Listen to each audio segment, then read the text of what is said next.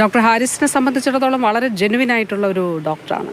രോഗികളിൽ നിന്ന് പണം വാങ്ങിച്ചു അങ്ങനെയൊന്നും ചെയ്യാത്ത വളരെ ഹാർഡ് വർക്കിംഗ് ആയിട്ടുള്ള ഒരു ഡോക്ടറാണ് ഡോക്ടർ ഹാരിസ് എന്നുള്ളതാണ് ഞാൻ മനസ്സിലാക്കിയിട്ടുള്ളത്. ബഹുമാനപ്പെട്ട മിനിസ്റ്റർക്ക് ഇത് അറിയാമോ ഇല്ലയോ ഉള്ളതെന്ന് എനിക്കറിയില്ല. പക്ഷേ ഇത് ഞാൻ അറിയിക്കാനുള്ള മേലധികാരികളെ ഇത് കൃത്യമായിട്ട് അറിയിച്ചിട്ടുണ്ട്. നമ്മുടെ റിപ്പോർട്ട് ചെയ്യുന്ന അധികാരികൾ ഇത് പലപ്പോഴും കവറപ്പ് ചെയ്യുകയാണോ എന്ന് എനിക്ക് സംശയമുണ്ട്. ഇത് മേളിലോട്ട് ഇത് അറിയിക്കാതെ അവരതിനെ വെള്ളപൂശുന്നതാണോ എന്ന് എനിക്ക് സംശയമുണ്ട്. ഒരേ സമയം അഭിമാനവും അപമാനവും തോന്നുന്ന സാഹചര്യങ്ങളുണ്ട് തിരുവനന്തപുരം മെഡിക്കൽ കോളേജിൽ. പരമാവധി രോഗികൾക്ക് ചികിത്സയും പരിഗണനയും നൽകാൻ ഊണുറക്കമില്ലാതെ പരിശ്രമിക്കുന്ന ആരോഗ്യ പ്രവർത്തകരുണ്ട്. പരിമിതികൾക്കും പരാധീനതകൾക്കും ഇടയിൽ എലികളെ പോലെ തറയിൽ ചുരുണ്ടുകൂടി കിടക്കുന്ന മനുഷ്യരുണ്ട്. മെഡിക്കൽ കോളേജിന്റെ ജനറൽ വാർഡിൽ ഒന്ന് പോയി നിൽക്കണം. അന്നോളം അനുഭവിച്ചിട്ടുള്ള മുഴുവൻ പ്രിവിലേജുകളും അഴിച്ചുവെച്ച് തിരിച്ചും പിരിച്ചും കാണാൻ മനുഷ്യനുണ്ടാക്കിയ എല്ലാ പട്ടികകളും മാറ്റിവെച്ച് മനുഷ്യാവസ്ഥകളെക്കുറിച്ച് മനസ്സ് മുറിപ്പെട്ട് നിൽക്കും. ഡോക്ടർ ഹാരിസ് ചിറക്കൽ ചിലത് വിളിച്ചു പറഞ്ഞത് എല്ലാ വാതിലുകളും മുട്ടിമടുത്തിട്ടാണ്. ഇനി എന്നെ പിരിച്ചുവിട്ടാലും വേണ്ടില്ല എന്ന സ്വയം ബലി കൊടുക്കാൻ ഉറച്ചാണ്. മക്കളുടെ പ്രായമുള്ള കുഞ്ഞുങ്ങളുടെ കണ്ണിൽ നോക്കാൻ ത്രാണിയില്ലാഞ്ഞിട്ടാണ്. ഇതായിരിക്കരുത് നമ്മുടെ നമ്പർ 1. സൂപ്പർ പ്രൈം ടൈമിലേക്ക് എല്ലാ പ്രേക്ഷകർക്കും സ്വാഗതം. നമ്മളോടൊപ്പം അതിഥികളുണ്ട്. Doctor Haris Chirakkal, medical college urology വിഭാഗം മേധാവി, നമ്മളോടൊപ്പം തത്സമയം ചേരും. ശ്രീ അഞ്ചൽ ജോബ്, ആശുപത്രി വികസന സമിതി അംഗമാണ്. ശ്രീ ജെക്സി തോമസ്, CPM നിന്ന്, കോൺഗ്രസിൽ നിന്ന് ശ്രീ രാജു പിനാർ എന്നിവർ തത്സമയം നമ്മളോടൊപ്പം ചേരും. അഞ്ചൽ ജോബ്, ഇതിപ്പോൾ അദ്ദേഹം വിളിച്ചു പറഞ്ഞ കാര്യങ്ങൾ നമ്മുടെ മുന്നിലുണ്ട്. സർക്കാരും സംവിധാനവും അതിനോട് എങ്ങനെയാണ് പ്രതികരിച്ചത് എന്ന് നമുക്കറിയാം. ഇന്നലത്തേതുപോലെയല്ല അതിന്ന് പ്രതികരിച്ചത് എന്നും നമുക്കറിയാം. ഇപ്പോൾ അങ്ങ് HDS അംഗമാണ്. ഈ അവിടുത്തെ പ്രശ്നങ്ങൾ, അതായത് ഉപകരണങ്ങൾ അടക്കമില്ലാത്ത പ്രശ്നങ്ങൾ പരിഹരിക്കാൻ HDSന് സാധിക്കില്ലേ? എന്തുകൊണ്ടാണ് പിന്നെ അത് വൈകിയത്? HDS ആണ് ഈ ഉപകരണങ്ങൾ എല്ലാ ഡിപ്പാർട്ട്മെൻറ്റിലും കൊടുക്കേണ്ടത്. അവിടെ ഒരു ഫാൻ കേടായാൽ ഫാൻ മേടിച്ചു കൊടുക്കേണ്ടത് HDS ആണ്. എല്ലാ കാര്യങ്ങളും HDS ആണ് ചെയ്യേണ്ടത്. HDSന് ഫണ്ടുണ്ട്. പക്ഷേ HDSിലിരിക്കുന്ന ഉദ്യോഗസ്ഥന്മാർ ഇത് കാലതാമസം വരുത്തുന്നു. ഈ ഡോക്ടർ പറഞ്ഞ കാര്യങ്ങൾ നൂറുകണക്കിന് ഡോക്ടർമാർ പറയേണ്ട വിങ്ങിപ്പൊട്ടിയിരുന്ന കാര്യങ്ങളാണ് ഈ ഡോക്ടറിലൂടെ ഇപ്പം പുറത്തു വന്നിരുന്നത്. മറ്റു ഡോക്ടർമാർ പറയാൻ ആഗ്രഹിച്ച കാര്യങ്ങൾ ഈ ഡോക്ടറിൽ നിന്ന് നമുക്ക് കേൾക്കാൻ കഴിയും. അത്രയും ധൈര്യം കാണിച്ച ഈ ഡോക്ടറെ അഭിനന്ദിക്കുകയാണ് ഈ സമയത്ത്. എന്തിനാണ് അവിടുത്തെ ഉദ്യോഗസ്ഥർ കാലതാമസം വരുത്തുന്നത്? അതെന്താണെന്ന് ഇപ്പോഴും മനസ്സിലാവുന്നില്ല. കാരണം 30 വർഷം പഴക്കമുള്ള അല്ലെങ്കിൽ എക്സ്പീരിയൻസ് ഉള്ള സീനിയർ ഡോക്ടർമാർ HDS ഓഫീസിൽ ചെന്ന് ഇന്ന സാധനങ്ങൾ വേണമെന്ന് എഴുതി കൊടുത്തിട്ട് 3ഉം 4ഉം പ്രാവശ്യം അവിടെ കയറി ഇറങ്ങിയാൽ പോലും ഇവർ മൈൻഡ് ചെയ്യാതെ ഓഫീസിലിരിപ്പാണ്. HDS office ശുദ്ധീകരിക്കണം. അതാണ് പ്രധാനമായും ചെയ്യേണ്ടത്. അല്ലാതെ ആരാണ് ചെയ്യേണ്ടത്? അത് ചെയ്യേണ്ടത് സൂപ്രണ്ടും അതിന് മേലുള്ള ഉദ്യോഗസ്ഥന്മാരുമാണ് ചെയ്യേണ്ടത്. ഞാനൊരു ഉദാഹരണം പറയാം. മഞ്ഞ കാർഡിന് സൗജന്യ ചികിത്സയാണ്.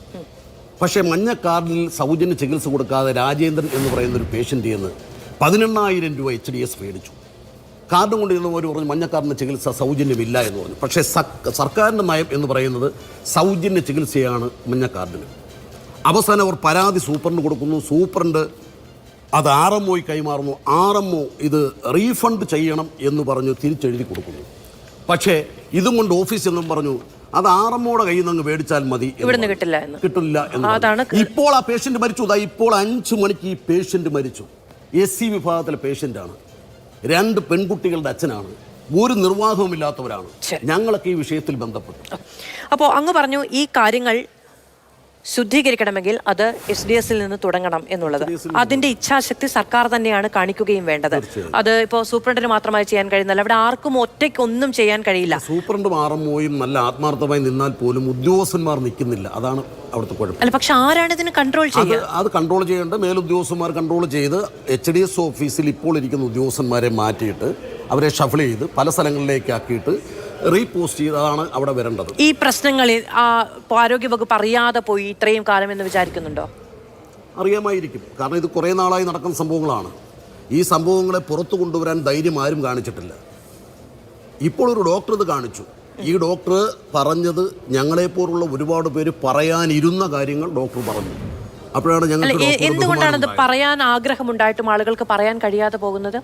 അല്ല, ഇത് എത്ര പറഞ്ഞാലും നന്നാവത്തില്ല എന്നുള്ള നിലയിൽ നമ്മളൊക്കെ തഴഞ്ഞിട്ടേക്കുന്ന കാര്യങ്ങളാണ്. ഈ HDS ഓഫീസ് എന്ന് പറയുന്നത് ഇങ്ങനൊരു ഓഫീസാണ്. നമുക്ക് അങ്ങനെ തടയാൻ പറ്റുന്നതാണ് ആരോഗ്യവകുപ്പ്. വളരെ സീനിയർ ഡോക്ടർ ചെന്നിട്ട് SLCക്ക് 210 മാർക്കും മേടിച്ച് അവിടെ ഇരിക്കുന്ന ഒരു ലേഡിയുടെ അടുത്ത് എനിക്ക് ആ ഉപകരണങ്ങളൊന്ന് മേടിച്ചു തരാമോ എന്ന് 4ഉം 5ഉം പ്രാവശ്യം ചെന്ന് പറയുന്ന സാഹചര്യം എന്ന് വെച്ചാൽ മനുഷ്യത്വത്തിൻ്റെ പേരെങ്കിലും അത് ചെയ്തു കൊടുക്കണ്ടേ? അത് ചെയ്യാതെ ഇത്രയും വലിയ എക്സ്പീരിയൻസ് ഡോക്ടർമാരെ നടത്തിച്ച് അവസാനം അവരിത് പറയുന്നതിൽ തെറ്റില്ല, അവർ ഫേസ്ബുക്ക് പോസ്റ്റ് ഇട്ടതിൽ തെറ്റില്ല, അദ്ദേഹത്തിന് അത്രയും മനോവേദന ഉണ്ടായി. അതുപോലെ എല്ലാ HODമാരും, ഒരു ഡിപ്പാർട്ട്മെൻറ്റ് മാത്രമല്ല, എല്ലാ ഡിപ്പാർട്ട്മെൻറ്റിലെയും HODമാരുടെ മനസ്സിലുള്ള കാര്യങ്ങളാണ് ഇദ്ദേഹം പറഞ്ഞത്. ഓക്കെ, ശ്രീ രാജു പി നായർ, ഇപ്പോൾ ഇന്ന് ഷാഫി പറമ്പിലൊക്കെ ഒരു പോസ്റ്റ് പങ്കുവച്ചിട്ടുണ്ടായിരുന്നു. ഇപ്പോൾ ഡോക്ടർ ഹാരിസ് തന്നെ കഴിഞ്ഞ ദിവസങ്ങളിൽ തെരഞ്ഞെടുപ്പുമൊക്കെയായി ബന്ധപ്പെട്ട് നടത്തിയ ചില പോസ്റ്റുകളൊക്കെ അദ്ദേഹത്തിന് പോലും, അതായത് പാർട്ടി ബന്ധം മുഴുവനായി ഉപയോഗിക്കാൻ കഴിയുന്ന ഒരാളായിട്ട് പോലും അദ്ദേഹത്തിന് ഒന്നും നടക്കാതെ വരുമ്പോൾ അദ്ദേഹത്തിന് തുറന്നു പറയേണ്ടി വരികയാണ്, ഇവിടെ ഇങ്ങനെയാണ് എന്ന് നിലവിളിക്കേണ്ടി വരുന്ന സാഹചര്യം ഉണ്ടാവുകയാണ് എന്നുള്ളത്. ഇതാണോ നമ്മുടെ നമ്പർ 1? മധു, ഞാൻ ആദ്യമായിട്ട് ഡോക്ടർ ഹാരിസിനൊരു ബിഗ് സല്യൂട്ട് കൊടുക്കുകയാണ്. കാരണം ഈ കേരളത്തിൽ ഇന്ന് നിലനിൽക്കുന്ന ഏറ്റവും വലിയ പ്രതിസന്ധി, അത് ഏറ്റവും സാധാരണക്കാരായ മനുഷ്യർ, ഒരു നിരാലംബരായിട്ടുള്ള മറ്റൊരു മാർഗവുമില്ലാത്ത മനുഷ്യരുടെ ജീവൻ വെച്ച് കളിക്കുന്ന ഈ കളി, അതിൻ്റെ പ്രശ്നങ്ങൾ പുറത്തുകൊണ്ടുവന്നതിന് അദ്ദേഹത്തെ ഞാൻ അഭിനന്ദിക്കുകയാണ്. അദ്ദേഹത്തിൻ്റെ രാഷ്ട്രീയമൊന്നും ഞാൻ നോക്കുന്നില്ല, തീർച്ചയായിട്ടും ഇത്തരത്തിലുള്ള സാഹചര്യം വരുമ്പോൾ അദ്ദേഹം രാഷ്ട്രീയം പറയും. പക്ഷേ അദ്ദേഹത്തെ ഞാൻ ഈ പിണറായിസത്തിൻ്റെ ഭരണ തകർച്ചയിലും അതുപോലെ തന്നെ ഇടതു മൂല്യങ്ങളിൽ നിന്ന് അകന്ന ഒരു ഇടതു മനസ്സിൻ്റെ പ്രതിനിധിയായിട്ടാണ് ഞാൻ കാണുന്നത്. ആ ഇടതു മനസ്സാണ് ഇന്ന് പിണറായി വിജയനെതിരെ നിൽക്കുന്ന ഏറ്റവും വലിയ ശക്തി എന്ന് തന്നെ ഞാൻ കരുതുകയാണ്. ഞാൻ അതിലേക്ക് രാഷ്ട്രീയത്തിലേക്ക് അധികം പോകുന്നില്ല. പക്ഷേ അദ്ദേഹത്തെ അതിനകത്തൊരു രാഷ്ട്രീയ കരുവാക്കുന്നതും ഈ വിഷയത്തോട് ചെയ്യുന്ന നീതിയായിരിക്കില്ല എന്ന് ഞാൻ വിശ്വസിക്കുന്നതുകൊണ്ടാണ് ഞാൻ അതിനകത്തേക്ക് പോകാത്തത്. പക്ഷെ നോക്കൂ, ഇവിടെ വളരെ കൃത്യമായിട്ട് ഈ സർക്കാരിൻ്റെ പിടിപ്പുകേട് പുറത്തു വരല്ലേ. മന്ത്രി എന്ന് പറയുന്ന ഒരാൾക്ക് ഈ സർക്കാരിൽ നടക്കുന്ന, ഈ വകുപ്പിൽ നടക്കുന്ന ഒന്നുമായി യാതൊരു ബന്ധവുമില്ല എന്നുള്ളതാണ്. മന്ത്രി പറഞ്ഞ വാക്ക് നോക്കൂ, അദ്ദേഹം ഉയർത്തിയത് സിസ്റ്റത്തെക്കുറിച്ചുള്ള വീഴ്ചയുടെ വിമർശനമാണ്. സിസ്റ്റം വീഴ്ച ആരാണ് ഈ സിസ്റ്റം? സർക്കാരല്ലേ ഈ സിസ്റ്റം ചലിപ്പിക്കേണ്ടത്? ആ സിസ്റ്റം ചലിപ്പിക്കേണ്ട, സിസ്റ്റം കൃത്യമായി കൊണ്ടു നടക്കേണ്ട ഉത്തരവാദിത്തമുള്ളൊരു മന്ത്രി പറയുകയാണ് സിസ്റ്റത്തിൻ്റെ വീഴ്ചയാണ്. സിസ്റ്റത്തിൻ്റെ വീഴ്ചയാണെങ്കിൽ നിങ്ങളത് രാജിവെക്കണം, അതല്ലേ വേണ്ടത്? ആ സിസ്റ്റത്തിൻ്റെ ഉത്തരവാദിയായിട്ടുള്ള ആൾ രാജിവെക്കുകയല്ലേ വേണ്ടത്? എന്താണ് ഈ വകുപ്പിൽ നടക്കുന്നത് എന്താണെന്ന് പോലും യാതൊരു ധാരണയുമില്ലാതെ ഉദ്യോഗസ്ഥർക്ക് വിട്ടുകൊടുക്കുന്ന ഒരു മന്ത്രി. ഇത് പല വകുപ്പും ഇതുതന്നെയാണ്. നമുക്ക് ഓർമ്മയുണ്ട്, പണ്ട് ഏറ്റവും വ്യാപകമായിട്ട് ഡോക്ടർമാർ ആക്രമിക്കപ്പെട്ടുകൊണ്ടിരിക്കുന്ന വന്ദനദാസിൻ്റെ ഒക്കെ ഉൾപ്പെടെയുള്ള വിഷയങ്ങളൊക്കെ ഉണ്ടായ സമയത്ത് നിയമസഭയിലൊരു ചോദ്യം വന്നിട്ട് ഇപ്പോൾ നടക്കുന്ന ഡോക്ടർമാർക്കെതിരെയുള്ള അതിക്രമങ്ങളെക്കുറിച്ച് അങ്ങയുടെ ശ്രദ്ധയിൽപ്പെട്ടിട്ടുണ്ടോ എന്ന് വെച്ചപ്പോൾ മന്ത്രി നിയമസഭയിൽ കൊടുത്ത മറുപടി, അവരത് ഒന്ന് ആലോചിച്ച് നോക്കണം, മന്ത്രി കൊടുത്ത മറുപടി ശ്രദ്ധയിൽപ്പെട്ടിട്ടില്ല എന്ന് പറഞ്ഞൊരു മന്ത്രിയാണ് ഇല്ലേ. അവിടെ ക്ലബിൽ 19.5 ലക്ഷം മുടക്കിയിട്ട് ഈ KSDC KMCL ഉൾപ്പെടെ ഉള്ള ഉദ്യോഗസ്ഥർക്ക് അവിടെ ക്ലബിൽ ക്ലബിലെ മാനസികോല്ലാസം എന്താണെന്ന് നമുക്ക് എല്ലാവർക്കും അറിയാമല്ലോ. അതിനുവേണ്ടി 19.5 ലക്ഷം രൂപ മുടക്കിയപ്പോൾ അതിനെക്കുറിച്ച് അറിയാതിരുന്നൊരു മന്ത്രിയാണ്. എപ്പോഴാണ് നമ്മുടെ നാട്ടിലെ ആശുപത്രികളിലൊന്നും മതിയായ ഡോക്ടർമാരും ജീവനക്കാരും മരുന്നുകളും ഇല്ലാത്ത സമയത്ത്. ഞാൻ ബ്ലോക്ക് പഞ്ചായത്ത് പ്രസിഡൻ്റായിരുന്നു ഒരു വർഷം മുമ്പ് വരെ. എൻ്റെ കീഴിൽ അന്ന് 3 CHCകൾ ഉണ്ടായിരുന്നു. ആ 3 CHCകളിൽ മരുന്നുകളില്ലാത്ത പ്രശ്നം ഏറ്റവും ഗുരുതരമായിരുന്നു. ജീവിതശൈലി രോഗങ്ങൾക്ക് മരുന്ന് കൊടുക്കേണ്ടത് വരെ കൊടുക്കാത്ത സാഹചര്യം ഉണ്ടായിരുന്നത്. ബ്ലോക്ക് പഞ്ചായത്തുകളൊക്കെയാണ് പൈസ വെച്ച് അതൊക്കെ മറികടന്ന് മുന്നോട്ട് പോരുന്നത്. ഇപ്പോൾ ഈ എന്താ പറയുക, നമ്മുടെ ഈ ജീവൻ രക്ഷാ മരുന്നുകൾ പല ആൾക്കാർക്കും, ഇപ്പോൾ എൻ്റെ ഡിവിഷനിൽ തന്നെ നിങ്ങൾ വരികയാണെങ്കിൽ ഞാനത് സ്റ്റോറി ചെയ്യിപ്പിക്കാം. ഷൈനി എന്ന് പറഞ്ഞൊരു സ്ത്രീയുണ്ട്. ആ സ്ത്രീക്ക് ഒരു ദിവസം ഏകദേശം 3 മരുന്ന് വെച്ച് 5500 രൂപ വരുന്ന മരുന്ന് കഴിക്കുക. അവർക്ക് ജനറൽ ഹോസ്പിറ്റലിൽ നിന്ന് ആ മരുന്ന് കിട്ടിക്കൊണ്ടിരുന്നതാണ്. പക്ഷെ ആ മരുന്ന് മുടങ്ങി. ഇന്ന് അവർക്ക് ആ മരുന്ന് കഴിക്കാൻ കഴിയാത്ത സാഹചര്യം. ഇങ്ങനെ സാധാരണക്കാരായ മനുഷ്യരുടെ പ്രശ്നങ്ങളൊന്നും മനസ്സിലാക്കാൻ കഴിയാത്ത രീതിയിൽ ഒരു സർക്കാർ മാറുന്നതിന്റെ ഏറ്റവും വലിയ ഉദാഹരണം ഈ ഒരൊറ്റ കാര്യവും അറിയാതെയായിരുന്നു ഇത്രയും കാലം സർക്കാരിന്റെ ശ്രദ്ധയിലേക്ക് വന്നിട്ട്. ശരി, പൂർത്തിയാക്കൂ. നോക്കൂ, അപ്പം ഇത്രയും ഗുരുതരമായ പ്രശ്നങ്ങൾ ഉള്ളത് നിയമസഭയ്ക്കകത്ത് കൊണ്ടുവന്നപ്പോൾ പോലും അവിടെ വസ്തുതാപരമായിട്ടുള്ളൊരു അന്വേഷണം നടത്താൻ, ഞാൻ പറഞ്ഞില്ല, നിയമസഭയിൽ മന്ത്രി തന്നെ മറുപടി പറയേണ്ട വിഷയമായിട്ട് വന്നല്ലോ, അടിയന്തര പ്രമേയം ഉൾപ്പെടെ. അപ്പോൾ പോലും ഈ പറയുന്ന കാര്യത്തിൽ പ്രതിപക്ഷം ഉന്നയിക്കുന്ന വിഷയങ്ങളിൽ കാമ്പുണ്ടോ, അതിനകത്ത് എന്തെങ്കിലും പ്രശ്നങ്ങളുണ്ടോ എന്ന് തിരിച്ചറിയാൻ കഴിയാത്ത അല്ലെങ്കിൽ അന്വേഷിക്കാത്ത ഒരു മന്ത്രിയായിട്ട് മാറിയില്ലേ. അതാണ് പ്രശ്നം. ഈ സർക്കാരിൽ നിന്ന് സംഭവിക്കുന്നത് എന്ന് വെച്ചാൽ രാഷ്ട്രീയ നേതൃത്വത്തിന് യാതൊരു വിധത്തിലും നിയന്ത്രണമില്ലാത്ത ഉദ്യോഗസ്ഥരുടെ കയ്യിലേക്ക് പോയിരിക്കുന്നു. ശസ്ത്രക്രിയ നടത്താൻ മാർഗമില്ലാത്ത രീതിയിൽ ഉപകരണങ്ങളില്ല എന്ന് പറയുന്നു. രാജു പിന്നാർ, ഞാൻ അങ്ങനെയൊക്കെ വരാം. അതായത് ഒരു മെഡിക്കൽ കോളേജിൽ എന്താണ് സംഭവിക്കുന്നത് എന്നത് സംബന്ധിച്ച് ആ ഡോക്ടർ വിളിച്ചു പറയുന്നത് വരെയും സർക്കാരിന് മുന്നിലേക്ക് അത് വന്നിട്ടില്ല എന്ന്, അല്ലെങ്കിൽ സർക്കാർ ശ്രദ്ധയിൽപ്പെട്ടിട്ടില്ല എന്ന് പറയുകയാണെങ്കിൽ ആരോഗ്യവകുപ്പ് പിന്നെ എന്താണ് ശ്രദ്ധിക്കേണ്ടത് എന്നൊരു സ്വാഭാവിക ചോദ്യം എല്ലാ മനുഷ്യരുടെയും മുന്നിലേക്ക് വരും. ഇന്നിപ്പോൾ പാലക്കാട് മെഡിക്കൽ കോളേജിൽ ഇതുമായി ബന്ധപ്പെട്ട് വലിയ അനാസ്ഥയുടെ വാർത്തകൾ പുറത്തു വരുന്നുണ്ട്.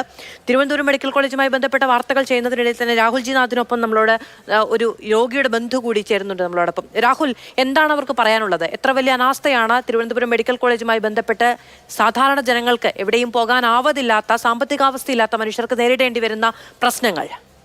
മധു, 17-ാം തീയതിയാണ് ഈ നമുക്ക് മണ്ണന്തലയിലുള്ള അമ്മ, അമ്മയുടെ പേര് അംബിക എന്നാണ്, അംബിക എന്ന അമ്മ കാലിന് മുറിവുമായി ആശുപത്രിയിൽ എത്തുന്നത്. പിന്നീട് ഈ സംവിധാനങ്ങളുമായി ബന്ധപ്പെട്ട് കുറേയധികം പ്രശ്നങ്ങളുണ്ടായി. ഒടുവിൽ സ്ട്രോക്ക് വന്നതിന് ശേഷമാണ് ഡിസ്ചാർജ് ഈ മകൻ ചോദിച്ചു വാങ്ങിച്ചിറങ്ങുന്നത്. എൻ്റെ ഇപ്പോൾ ഡിസ്ചാർജ് സമ്മറി ഉണ്ട്. അതിൽ എഴുതിയിരിക്കുന്നത് സിംറ്റമാറ്റിക്കലി ബെറ്റർ ഹെൻസ് ഡിസ്ചാർജ് എന്നാണ്. എന്നാൽ ഈ എന്ത് രോഗലക്ഷണവുമായി പോയോ അതെല്ലാം ഭേദപ്പെട്ടു, അല്ലെങ്കിൽ കുറേയധികം മാറി, അതുകൊണ്ട് ഡിസ്ചാർജ് ചെയ്യുന്നതാണ് എഴുതിയിരിക്കുന്നത്. എന്നാൽ ഗുരുതര ആരോപണങ്ങളാണ് മകന് പറയാനുള്ളത്. എന്താണെന്ന് നേരിട്ടത്? കാലിന് മുറിവുമായി 17-ാം തീയതി മെഡിക്കൽ കോളേജിൽ പോകുന്നു. അതിനുശേഷം എന്താ സംഭവിച്ചത്? 17-ാം തീയതി അവിടെ അമ്മയ്ക്ക് കാലിൽ ഈ സെല്ലുലൈറ്റീസ് എന്ന് പറയുന്നത് ഷുഗർ പേഷ്യൻസിന് വരുന്ന ഒരു ഇഞ്ചുറിയാണ്. അത് നല്ല രീതിയിൽ ഇൻഫെക്ഷനായി അതിന് വേദന സഹിക്കാൻ വയ്യാണ്ട് അമ്മ വിളിച്ച് ശ്വാസം മുട്ടലും കൂടി വന്നു. അങ്ങനെയാണ് മെഡിക്കൽ കോളേജിൽ കൊണ്ടുപോകുന്നത്. പക്ഷേ ആ സമയത്ത് അമ്മ നമ്മൾ നല്ല രീതിയിൽ സംസാരിക്കുന്ന, തനിയെ ആഹാരം കഴിക്കുന്ന വ്യക്തിയായിരുന്നു.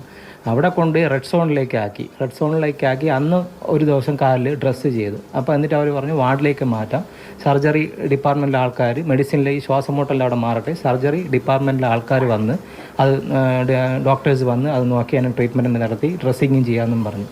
പക്ഷേ അവിടെ ചെന്ന് പിറ്റേ ദിവസം അമ്മയുടെ കാലിൽ സ്കാനിങ്ങിന് എഴുതി തന്നു. 18-ാം തീയതി രാവിലെ ഒരു ഡോക്ടർ വന്ന്, അത് സർജറിയുടെ അല്ല മെഡിസിൻ്റെ ഡോക്ടർ വന്ന് കാലിൽ സ്കാനിങ്ങിന് എഴുതി തന്നു. അപ്പോൾ സ്കാനിങ്ങിന് വേണ്ടിയിട്ട് സ്കാനിങ് റൂമിൽ ചെന്ന് പേപ്പർ കൊടുത്തേക്കും. അവർ പറഞ്ഞതെന്ന് വെച്ചാൽ 23-ാം തീയതി ഡേറ്റ് ഉള്ളൂ, അതിന് മുമ്പേ ചെയ്യാൻ പറ്റില്ല എന്ന് പറഞ്ഞു. അതിന് അത്രയ്ക്കും അവിടെ ബുക്കിംഗ് ആണ്, വേറെ ചെയ്യാൻ, പിന്നെ എമർജൻസി പേഷ്യൻസ് വരുന്നതുകൊണ്ട് അന്നേ ചെയ്യാൻ പറ്റുള്ളൂ എന്ന് പറഞ്ഞു. കാലിലെ മുറിവിൻ്റെ അവസ്ഥയൊക്കെ അവർ കണ്ടിട്ടാണ് പറഞ്ഞത്.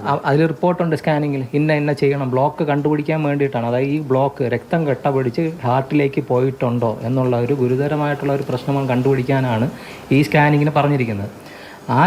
ശരി, എന്നിട്ട് ഞാൻ ചെന്ന് സൂപ്പറിനെ കണ്ട് സംസാരിച്ചിട്ടും അത് ഡേറ്റ് കിട്ടാൻ ചാൻസ് ഇല്ല, ആ ഡേറ്റിന് ചെയ്താൽ ഇപ്പോൾ വേറെ പ്രശ്നമൊന്നുമില്ലല്ലോ എന്ന് പറഞ്ഞു. ശരി, ആയിക്കോട്ടെ. 23-ാം തീയതി 8 മണിക്ക് ശേഷം ആഹാരവും ഭക്ഷണവും വെള്ളവും കൊടുക്കരുത്, അതിന് മുമ്പ് എന്തായാലും കൊടുത്തോളൂ. 11 മണിക്ക് 23 കൊണ്ടുവരാൻ പറഞ്ഞു. 10:45 ഞാൻ അമ്മയും കൊണ്ട് അവിടെ ചെന്നതാണ്.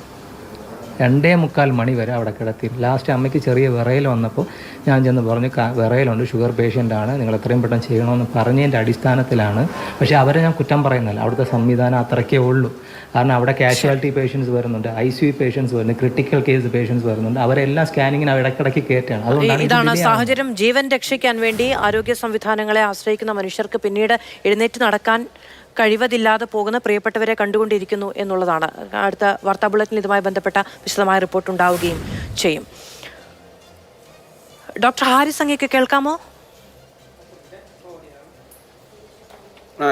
ഓക്കെ. ഡോക്ടർ ഹാരിസ്, ഇപ്പോൾ ഞാൻ അങ്ങോട്ട് ചോദിക്കുകയായിരുന്നു, അങ്ങ് ഫേസ്ബുക്ക് പോസ്റ്റ് ഇടുന്നു, അതിനുശേഷം മന്ത്രി അത് ക്ലിയർ ചെയ്യുന്നു, ഇതിന് പരിഹാരമുണ്ടാക്കും എന്ന് പറയുന്നു. മന്ത്രിയുടെ ഓഫീസിൽ നിന്ന് അങ്ങേ നേരിട്ട് ബന്ധപ്പെടുന്നു. ഒരു ഘട്ടത്തിൽ ബന്ധപ്പെടാൻ കഴിയാതെ വന്നപ്പോൾ പോലീസ് തന്നെ നേരിട്ട് അങ്ങയുടെ വീട്ടിലേക്ക് വരുന്ന സാഹചര്യങ്ങൾ പോലും ഉണ്ടാകുന്നുണ്ട്. അപ്പോൾ സർക്കാരിന്, സംവിധാനത്തിന് നേരിട്ട് അങ്ങയോട് കമ്മ്യൂണിക്കേറ്റ് ചെയ്യാൻ കഴിയുന്ന, അങ്ങേക്ക് കമ്മ്യൂണിക്കേറ്റ് ചെയ്യാൻ കഴിയുന്ന ഒരു ചാനൽ അവിടെ ഉണ്ടായിരുന്നു. ആ വഴിയിലാണ് വീണ്ടും കളക്ടറുടെ അടുത്തേക്ക് ഇത് ഫോർവേഡ് ചെയ്യണമെന്ന് ആവശ്യപ്പെട്ട സമയത്ത് അങ്ങ് നേരെ മന്ത്രിയുടെ ഓഫീസിനെ സമീപിക്കുകയും ചെയ്യുന്നത്. അവിടെ നിന്നുള്ള പ്രതികരണം ആ സമയത്ത് എങ്ങനെയായിരുന്നു? അപ്പോഴെങ്കിലും ഒരു പ്രതീക്ഷ അങ്ങേക്കുണ്ടായിരുന്നോ?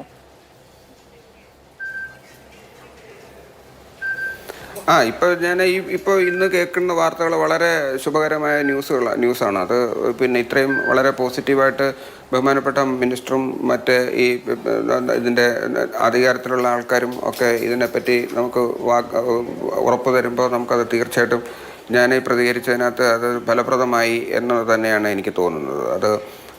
അതിലൊരു പരിഹാരം അങ്ങനെ ഉണ്ടാവട്ടെ എന്നാണ് എൻ്റെ ആഗ്രഹവും.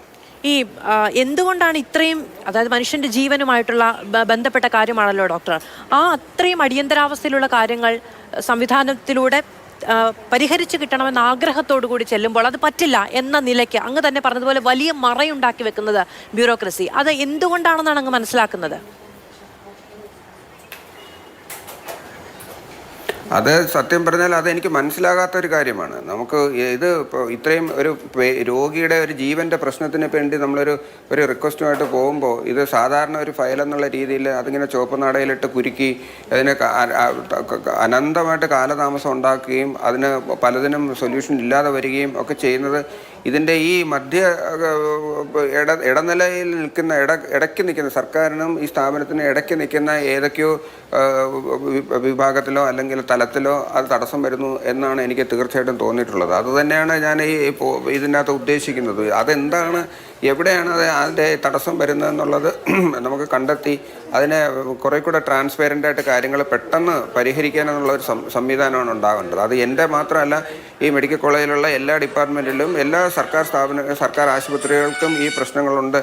ഇതുപോലുള്ള ഇതുപോലെ ഉപകരണങ്ങൾ വാങ്ങിക്കുന്നതിന് ഇതുപോലെ പേഷ്യൻറ്റിനുമായിട്ട് ബന്ധപ്പെട്ടിട്ടുള്ള ഫയലുകളിൽ വരുന്ന താമസം നമുക്ക് ഇതിനകത്ത് എല്ലാ ഡോക്ടർമാരും എൻ്റെ അടുത്ത് ഷെയർ ചെയ്യുന്നുണ്ട്. ഇപ്പോൾ ഇതിനകത്ത് തന്നെ ഈ കഴിഞ്ഞ ദിവസങ്ങളിലൊക്കെ വന്ന പല കുറിപ്പുകളിലും അങ്ങനെ ഞാനത് വായിക്കുന്നുണ്ട്. അപ്പോൾ അത് യഥാർത്ഥത്തിൽ അത് സർക്കാരിൻ്റെ കുഴപ്പമല്ല. ഇതിനകത്ത് എവിടെയോ ഇതിനകത്ത് തടസ്സങ്ങൾ വരുന്നുണ്ട്. ആ തടസ്സങ്ങളാണ് പരിഹരിച്ച് കിട്ടേണ്ടത്. ഡോക്ടർ, ആ തടസ്സങ്ങൾ ഉണ്ടാക്കുന്നവരുടെ താല്പര്യം എന്താണ്?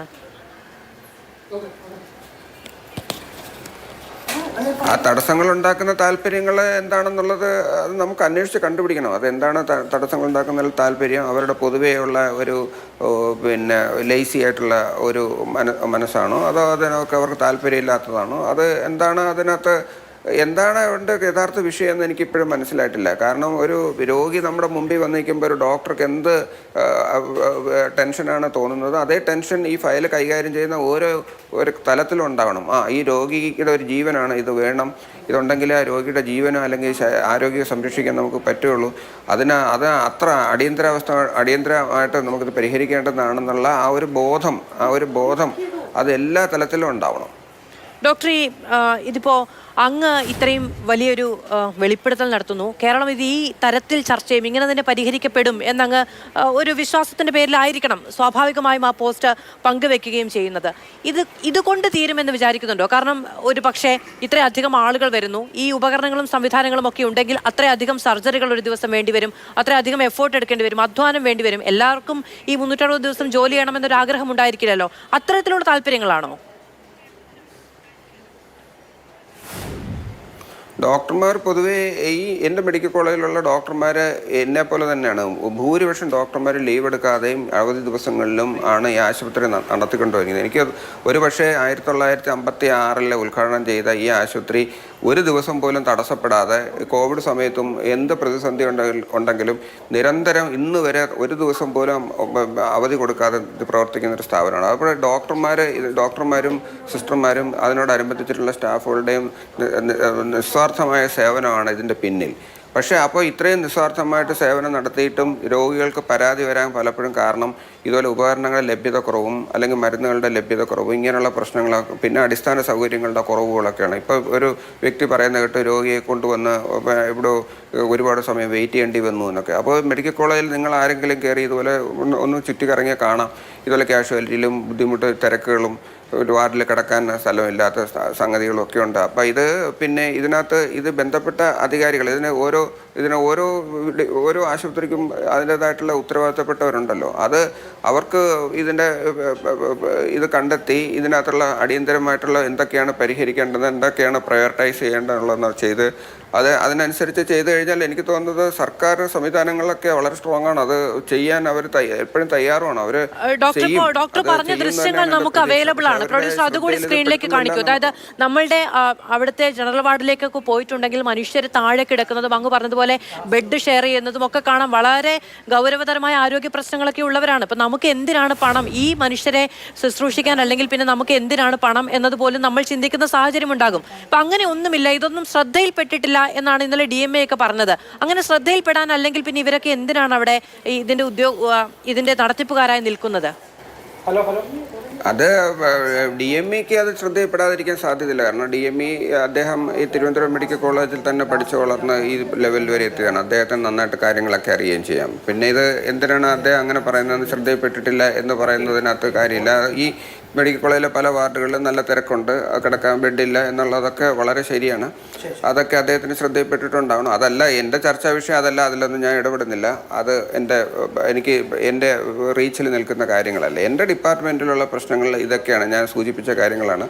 അത് നിരന്തരമായിട്ട് ഞാൻ ആവശ്യപ്പെട്ടിട്ടും പല കാര്യങ്ങളും കിട്ടുന്നില്ല, സമയബന്ധിതമായിട്ട് കിട്ടുന്നില്ല, ചില കാര്യങ്ങൾ കിട്ടുന്നതേ ഇല്ല. അപ്പോൾ അടിക്കടി നമുക്ക് ഈ പറഞ്ഞതുപോലെ നമ്മൾ കൂടുതൽ സിവിലൈസ്ഡ് ആയിട്ട് വരികയാണല്ലോ. നമ്മൾ മനുഷ്യജീവനാണല്ലോ. മനുഷ്യർക്ക് നമുക്ക് സഹായിക്കാൻ പറ്റുന്നില്ലെങ്കിൽ പിന്നെ എന്തിനാണ് പണം? മനുഷ്യരെ, സഹജീവികൾക്ക് വേണ്ടിയിട്ടല്ലേ ഇത് നമ്മൾ സമ്പത്ത്, നമ്മുടെ രാജ്യത്തിൻ്റെ സമ്പത്ത് അല്ലെങ്കിൽ സംസ്ഥാനത്തിൻ്റെ സമ്പത്ത് എന്ന് പറയുന്നത്. അവർക്ക് അടിസ്ഥാനപരമായിട്ട് അവർക്ക് ആരോഗ്യ സംരക്ഷണമാണ് വേണ്ടത്. വിദ്യാഭ്യാസത്തിനേക്കാൾ ഉപരി ഞാൻ കാണുന്നത് അവർക്ക് ആരോഗ്യമാണ്. അവർക്ക് വീണു പോകുന്ന ഒരു ജനത്തിനെ അവരെ താങ്ങി നിർത്താൻ അവർക്ക് സ്വന്തമായിട്ട് കഴിയുന്നില്ല എങ്കിൽ സമൂഹത്തിൻ്റെ ചുമതലയാണ് അത് അവരെ താങ്ങി നിർത്തുക എന്നുള്ളത്. വിദ്യാഭ്യാസം പോലും വേണമെങ്കിൽ മാതാപിതാക്കൾക്ക് അധ്വാനിച്ച് വേണമെങ്കിൽ ചെയ്യാം. പക്ഷേ ഇതങ്ങനല്ല. ഇതെന്ന് പറഞ്ഞാൽ ഒരു മനുഷ്യൻ വീഴുമ്പോൾ അവർക്ക് വേറെ സപ്പോർട്ടൊന്നുമില്ല. അവർക്ക് സ്വകാര്യ ആശുപത്രി പോകാനില്ല, അവർക്ക് ബാങ്ക് ബാലൻസ് ഇല്ല, അവർക്ക് വിൽക്കാൻ സ്ഥലമില്ല. അങ്ങനെയുള്ളവരാണ് നമുക്ക് മെഡിക്കൽ കോളേജിൽ വരുന്നത്. അപ്പോൾ അവർക്ക് നമുക്ക് ചെയ്യാൻ പറ്റുന്നതെന്ന് പറഞ്ഞത് ഇത് തീർച്ചയായിട്ടും പിന്നെ നമുക്ക് അവരെയാണ് സഹായിക്കാനുള്ളത്. അവർക്ക് എല്ലാവിധ സപ്പോർട്ടും കൊടുക്കണം. അവർക്ക് എന്താണോ വേണ്ടുന്നത് അത് സമയബന്ധിതമായിട്ട് ഇതുപോലെ പരാതികൾ വരാത്ത രീതിയിൽ അവരെ നമ്മൾ കരുതണം. അവരുടെ ആ കരുതലാണ് ഏറ്റവും വലിയ ഒരു ജനനന്മ എന്ന് പറയുന്നത്. അതെ, എല്ലാവരും വിചാരിക്കണമല്ലോ. ഡോക്ടർ, ഒറ്റ കാര്യം കൂടി ഞാൻ ഡോക്ടറോട് ചോദിച്ചോട്ടെ. ഇപ്പം ഇങ്ങനെ ഡോക്ടർ ഭാഗത്തു നിന്നൊരു പ്രതികരണം ഉണ്ടായപ്പോൾ നാണക്കേടുണ്ടാക്കി, അതിൽ അന്വേഷണം ഉണ്ടാകണം, മറ്റ് ഡിപ്പാർട്ട്മെന്റ് ഹെഡ്സിനൊന്നും ഈ പ്രശ്നമില്ലല്ലോ എന്ന തരത്തിലുള്ള പ്രതികരണങ്ങൾ പോലും ഉണ്ടായി. ഡോക്ടർക്ക് ഒരു ഘട്ടത്തിൽ പിന്നീട് എല്ലാവരും വലിയ പിന്തുണയുമായി വന്നെങ്കിലും ഒറ്റപ്പെട്ടു പോകുമെന്ന് തോന്നിയിരുന്നോ? ഇല്ല, ഇത് ഒറ്റപ്പെടാനുള്ള വിഷയമല്ല. ഇത് കാലാകാലങ്ങളിലായിട്ട് പോഞ്ഞുകൊണ്ടിരിക്കുന്ന ഒരു പ്രശ്നമാണ്. ഞാനത് പുറത്തു കൊണ്ടുവന്നു എന്ന് മാത്രമേ ഉള്ളൂ. അത് ഒറ്റപ്പെടുന്ന വിഷയമല്ല. അത് സമാന മനസ്കരായിട്ടുള്ള ആൾക്കാരാണ്. ഇതേ പ്രതിസന്ധികൾ നേരിടുന്ന ഒരുപാട് പേരുണ്ട്. അപ്പോൾ അവർക്ക് എല്ലാവർക്കും ഇത് അങ്ങനെ ഒരു പേഴ്സണലായിട്ടോ അല്ലെങ്കിൽ ഒരു ഡോക്ടർമാരുടെ പ്രശ്നമായിട്ടാണ് കാണരുത്. ഇത് ഈ ആശുപത്രി വികസന സമിതിയിലെ ശ്രീ അഞ്ചൽ ജോബ് ഇവിടെ ഇരിപ്പുണ്ടായിരുന്നു. അദ്ദേഹം പറയുന്നുണ്ടായിരുന്നു ഈ HDS വലിയ ശുദ്ധീകരണം ആവശ്യമുണ്ട്, അവിടെയാണ് ഈ പ്രശ്നങ്ങളുടെ എല്ലാം വലിയ കേന്ദ്രം എന്നുള്ളത്. അതിലേക്കൊക്കെ സർക്കാർ ഇടപെടൽ ഉണ്ടാകും എന്നങ്ങ് വിചാരിക്കുന്നോ?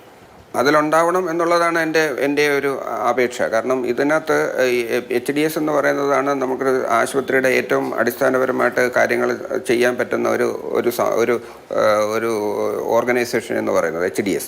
അപ്പോൾ നമുക്ക് രോഗികളിൽ നിന്ന് നമുക്ക് ചെറിയ രീതിയിലുള്ള തുക പിരിക്കുന്നുണ്ട്. ഞങ്ങളും ചെറിയ രീതിയിൽ തുക പിരിച്ച് HDSന് കൊടുക്കുന്നുണ്ട്. അപ്പോൾ ഇത്തരം തുകകൾ ഉപയോഗിച്ച് ഇതുപോലുള്ള അടിയന്തര സ്വഭാവമുള്ള കാര്യങ്ങൾക്ക് പെട്ടെന്ന് ചിലവ് കുറഞ്ഞ കാര്യങ്ങൾക്ക് HDS മുൻകൈ എടുത്ത് പെട്ടെന്ന് ചെയ്യാവുന്ന കാര്യങ്ങളുള്ളൂ. ഇത് ഗവൺമെൻറ്റിലേക്ക് പോയി വരുന്ന താമസമൊന്നും അതിന് ആവശ്യമില്ല. HDSനാണ് ഇവിടെ ഈ HDS എന്ന് പറയുന്ന സ്ഥാപനം ആശുപത്രിക്ക് അകത്ത് തന്നെ സ്ഥിതി ചെയ്യുന്നതാണ്. അപ്പോൾ അവർ ഒന്ന് ചുറ്റിയിറങ്ങി നടന്നാൽ തന്നെ കാണാവുന്ന പ്രശ്നങ്ങളൊക്കെ തന്നെയാണ് ഉള്ളത് ചുറ്റും.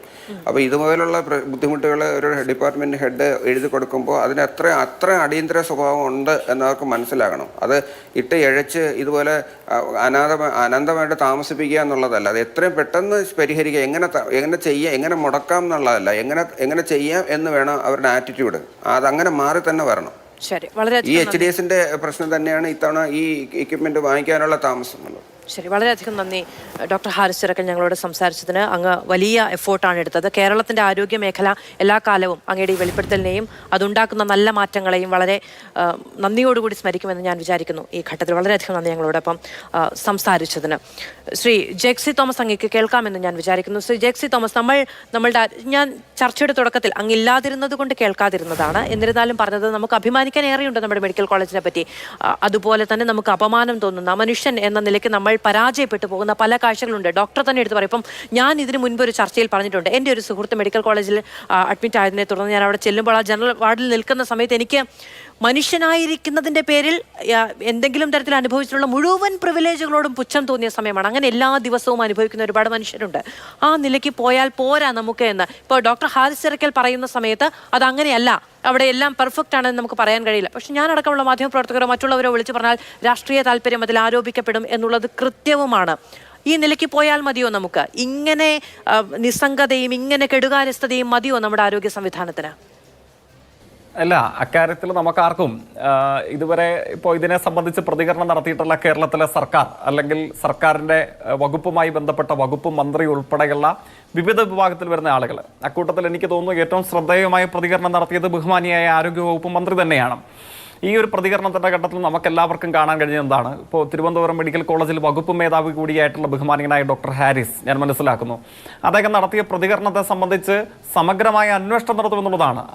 അല്ലാതെ അദ്ദേഹത്തിനെതിരെ ഇപ്പോൾ തന്നെ ഒരു കുറ്റപത്രം തയ്യാറാക്കി അദ്ദേഹം സർവീസ് സംഘടനാ രംഗത്തെ ചട്ടങ്ങൾ ഏതൊക്കെ ലംഘിച്ചു എന്ന് മനസ്സിലാക്കി അദ്ദേഹത്തിനെതിരെ മെമ്മോ കൊടുത്ത് അദ്ദേഹത്തെ ഇപ്പോൾ തന്നെ സസ്പെൻഷനിലേക്കോ ഡിസ്മിസലിലേക്കോ നയിക്കുന്ന ഒരു നടപടി, ഒരു പ്രതികാര മനോഭാവം ആ നിലയിലേ ആയിരുന്നില്ല കേരളത്തിലെ ഗവൺമെൻറ് ഈ കാര്യങ്ങളെ സ്വീകരിച്ചിട്ടുള്ളത്. തുറന്ന മനസ്സോടുകൂടെ തിരുവനന്തപുരം മെഡിക്കൽ കോളേജിൽ ഇദ്ദേഹം സൂചിപ്പിച്ചതുപോലെ ശസ്ത്രക്രിയകൾ മുടങ്ങുന്ന ഒരു സമീപനം ഉണ്ടായിട്ടുണ്ടോ, അല്ലെങ്കിൽ അത്തരത്തിൽ അവശ്യ സാധനങ്ങളുടെ ലഭ്യതയിൽ കുറവ് നേരിടുന്നത് മുഖാന്തരം സർജറികൾ മുടക്കപ്പെടുകയും സാധാരണക്കാരായ രോഗികൾ ബുദ്ധിമുട്ട് വലിയ തോതിൽ അനുഭവിക്കപ്പെടുകയും ചെയ്യുന്ന ഒരു അന്തരീക്ഷമുണ്ടോ? അങ്ങനെയുണ്ടെങ്കിൽ അക്കാര്യം പരിശോധിച്ചിട്ട് അത്തരത്തിലുള്ള ക്രമക്കേടുകൾ അല്ലെങ്കിൽ അത്തരത്തിലുള്ള മാപ്പർഹിക്കാത്ത കുറ്റം ഈ ഉദ്യോഗസ്ഥരുടെ ഭാഗത്ത് നിന്ന് അല്ലെങ്കിൽ മെഡിക്കൽ കോളേജ് അധികൃതരുടെ ഭാഗത്ത് നിന്ന് സർക്കാർ ഉദ്യോഗസ്ഥരുടെ ഭാഗത്തു നിന്ന് ഉണ്ടായിട്ടുണ്ടോ? ഉണ്ടെങ്കിൽ പരിശോധിച്ച് നടപടിയെടുക്കുക മാത്രമല്ല, ഇത്തരത്തിലുള്ള ഒരു പ്രശ്നം ചൂണ്ടിക്കാണിക്കാൻ ഭാവിയിൽ ഒരു കാരണമുണ്ടാകാത്ത വിധം ആ കാര്യങ്ങളെ പരിഹരിച്ച് മുമ്പോട്ടേക്ക് പോകുക. ഇക്കാര്യത്തിൽ തുറന്ന സമീപനമാണ് ഗവൺമെന്റിനുള്ളതെന്നുള്ളതാണ്. എനിക്ക് മാത്രമല്ല, ബഹുമാനിയായ തള്ളി പറയാൻ കഴിയാത്ത പലവിധ കാര്യങ്ങളുണ്ട്. ഒന്ന് അദ്ദേഹത്തിന്റെ ട്രാക്ക് റെക്കോർഡാണ്, അദ്ദേഹത്തിന്റെ ഹിസ്റ്ററിയാണ്, മറ്റൊന്ന് അദ്ദേഹത്തിന്റെ രാഷ്ട്രീയമാണ്. അങ്ങനെ തള്ളി പറയാൻ കഴിയാത്ത പല കാര്യങ്ങളുണ്ട്. ഈ കാര്യങ്ങൾ ആദ്യമായി ഉന്നയിക്കപ്പെടുന്ന ഒന്നല്ല. അദ്ദേഹം തന്നെ 3 മാസങ്ങൾ അവിടെ കയറി ഇറങ്ങി നടന്നിട്ടുണ്ട്. അപ്പൊ ഇത് സംവിധാനം അറിഞ്ഞിട്ടില്ല, ഇപ്പൊ പൊട്ടി വീണതാണെന്നൊക്കെ പറയുന്നത് കടുത്ത നിഷ്കളങ്കതയായി പോകും. അങ്ങനെ സർക്കാരിന്റെ ഭാഗത്തോ സർക്കാരിന്റെ മുന്നിലേക്കോ സംവിധാനത്തിന് മുന്നിലേക്കോ ഈ പരിമിതികൾ വന്നിട്ടില്ല എന്ന് പറഞ്ഞാൽ പിന്നെ എന്തിനാണ് അവിടെ ഈ സംവിധാനം എന്നതൊരു ചോദ്യമല്ലേ ജയ്ക്ക്? ഇത് കാണാനല്ലെങ്കിൽ പിന്നെ എന്തിനാണ് നമുക്ക് അവിടെ ഈ വകുപ്പിനെ അല്ലെങ്കിൽ ഈ സംവിധാനത്തെ, ഈ ആശുപത്രിയെ നയിക്കാൻ വേണ്ടി നമ്മൾ അവിടെ ശമ്പളം കൊടുത്തു വെച്ചിട്ടുള്ള ആളുകൾ? എനിക്ക് തോന്നുന്നു ഈ ചോദ്യത്തിന്റെ ഘട്ടത്തിൽ അല്പസമയമെടുത്തൊരു വിശകലനത്തിന് പ്രസക്തി ഉണ്ടെന്നുള്ളതാണ് എനിക്ക് തോന്നുന്നത്. ഇപ്പോൾ ഡോക്ടർ ഹാരിസ് ഉന്നയിച്ച കാര്യങ്ങളെ മുഖവിലക്കെടുത്തുകൊണ്ടാണ് നമ്മുടെ നാട് ഒട്ടുക്കും, പ്രത്യേകിച്ച് സർക്കാർ അതിൻ്റെ പ്രതിനിധികളൊക്കെ ഈ കാര്യത്തിൽ അന്വേഷണം നടത്തി ആവശ്യമായ തീരുമാനങ്ങൾ എടുത്ത് പരിഹാരയോഗ്യമായിട്ടുള്ള പ്രശ്നങ്ങളുണ്ടെങ്കിൽ അതിനെ ആ വിധത്തിൽ അഭിസംബോധന ചെയ്യുമെന്ന് പ്രഖ്യാപിച്ചിട്ടുള്ളത്.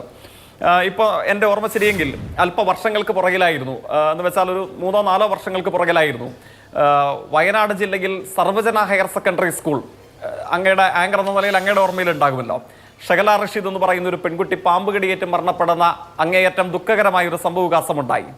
പക്ഷേ കേരളത്തിലെ വിദ്യാഭ്യാസ രംഗം അഭിമാനകരമായ ഒരു മുന്നേറ്റത്തിലേക്ക് നടന്നു നീങ്ങുമ്പോഴാണ് അത്യന്തം ദാരുണമായ സംഭവവികാസമുണ്ടായത്.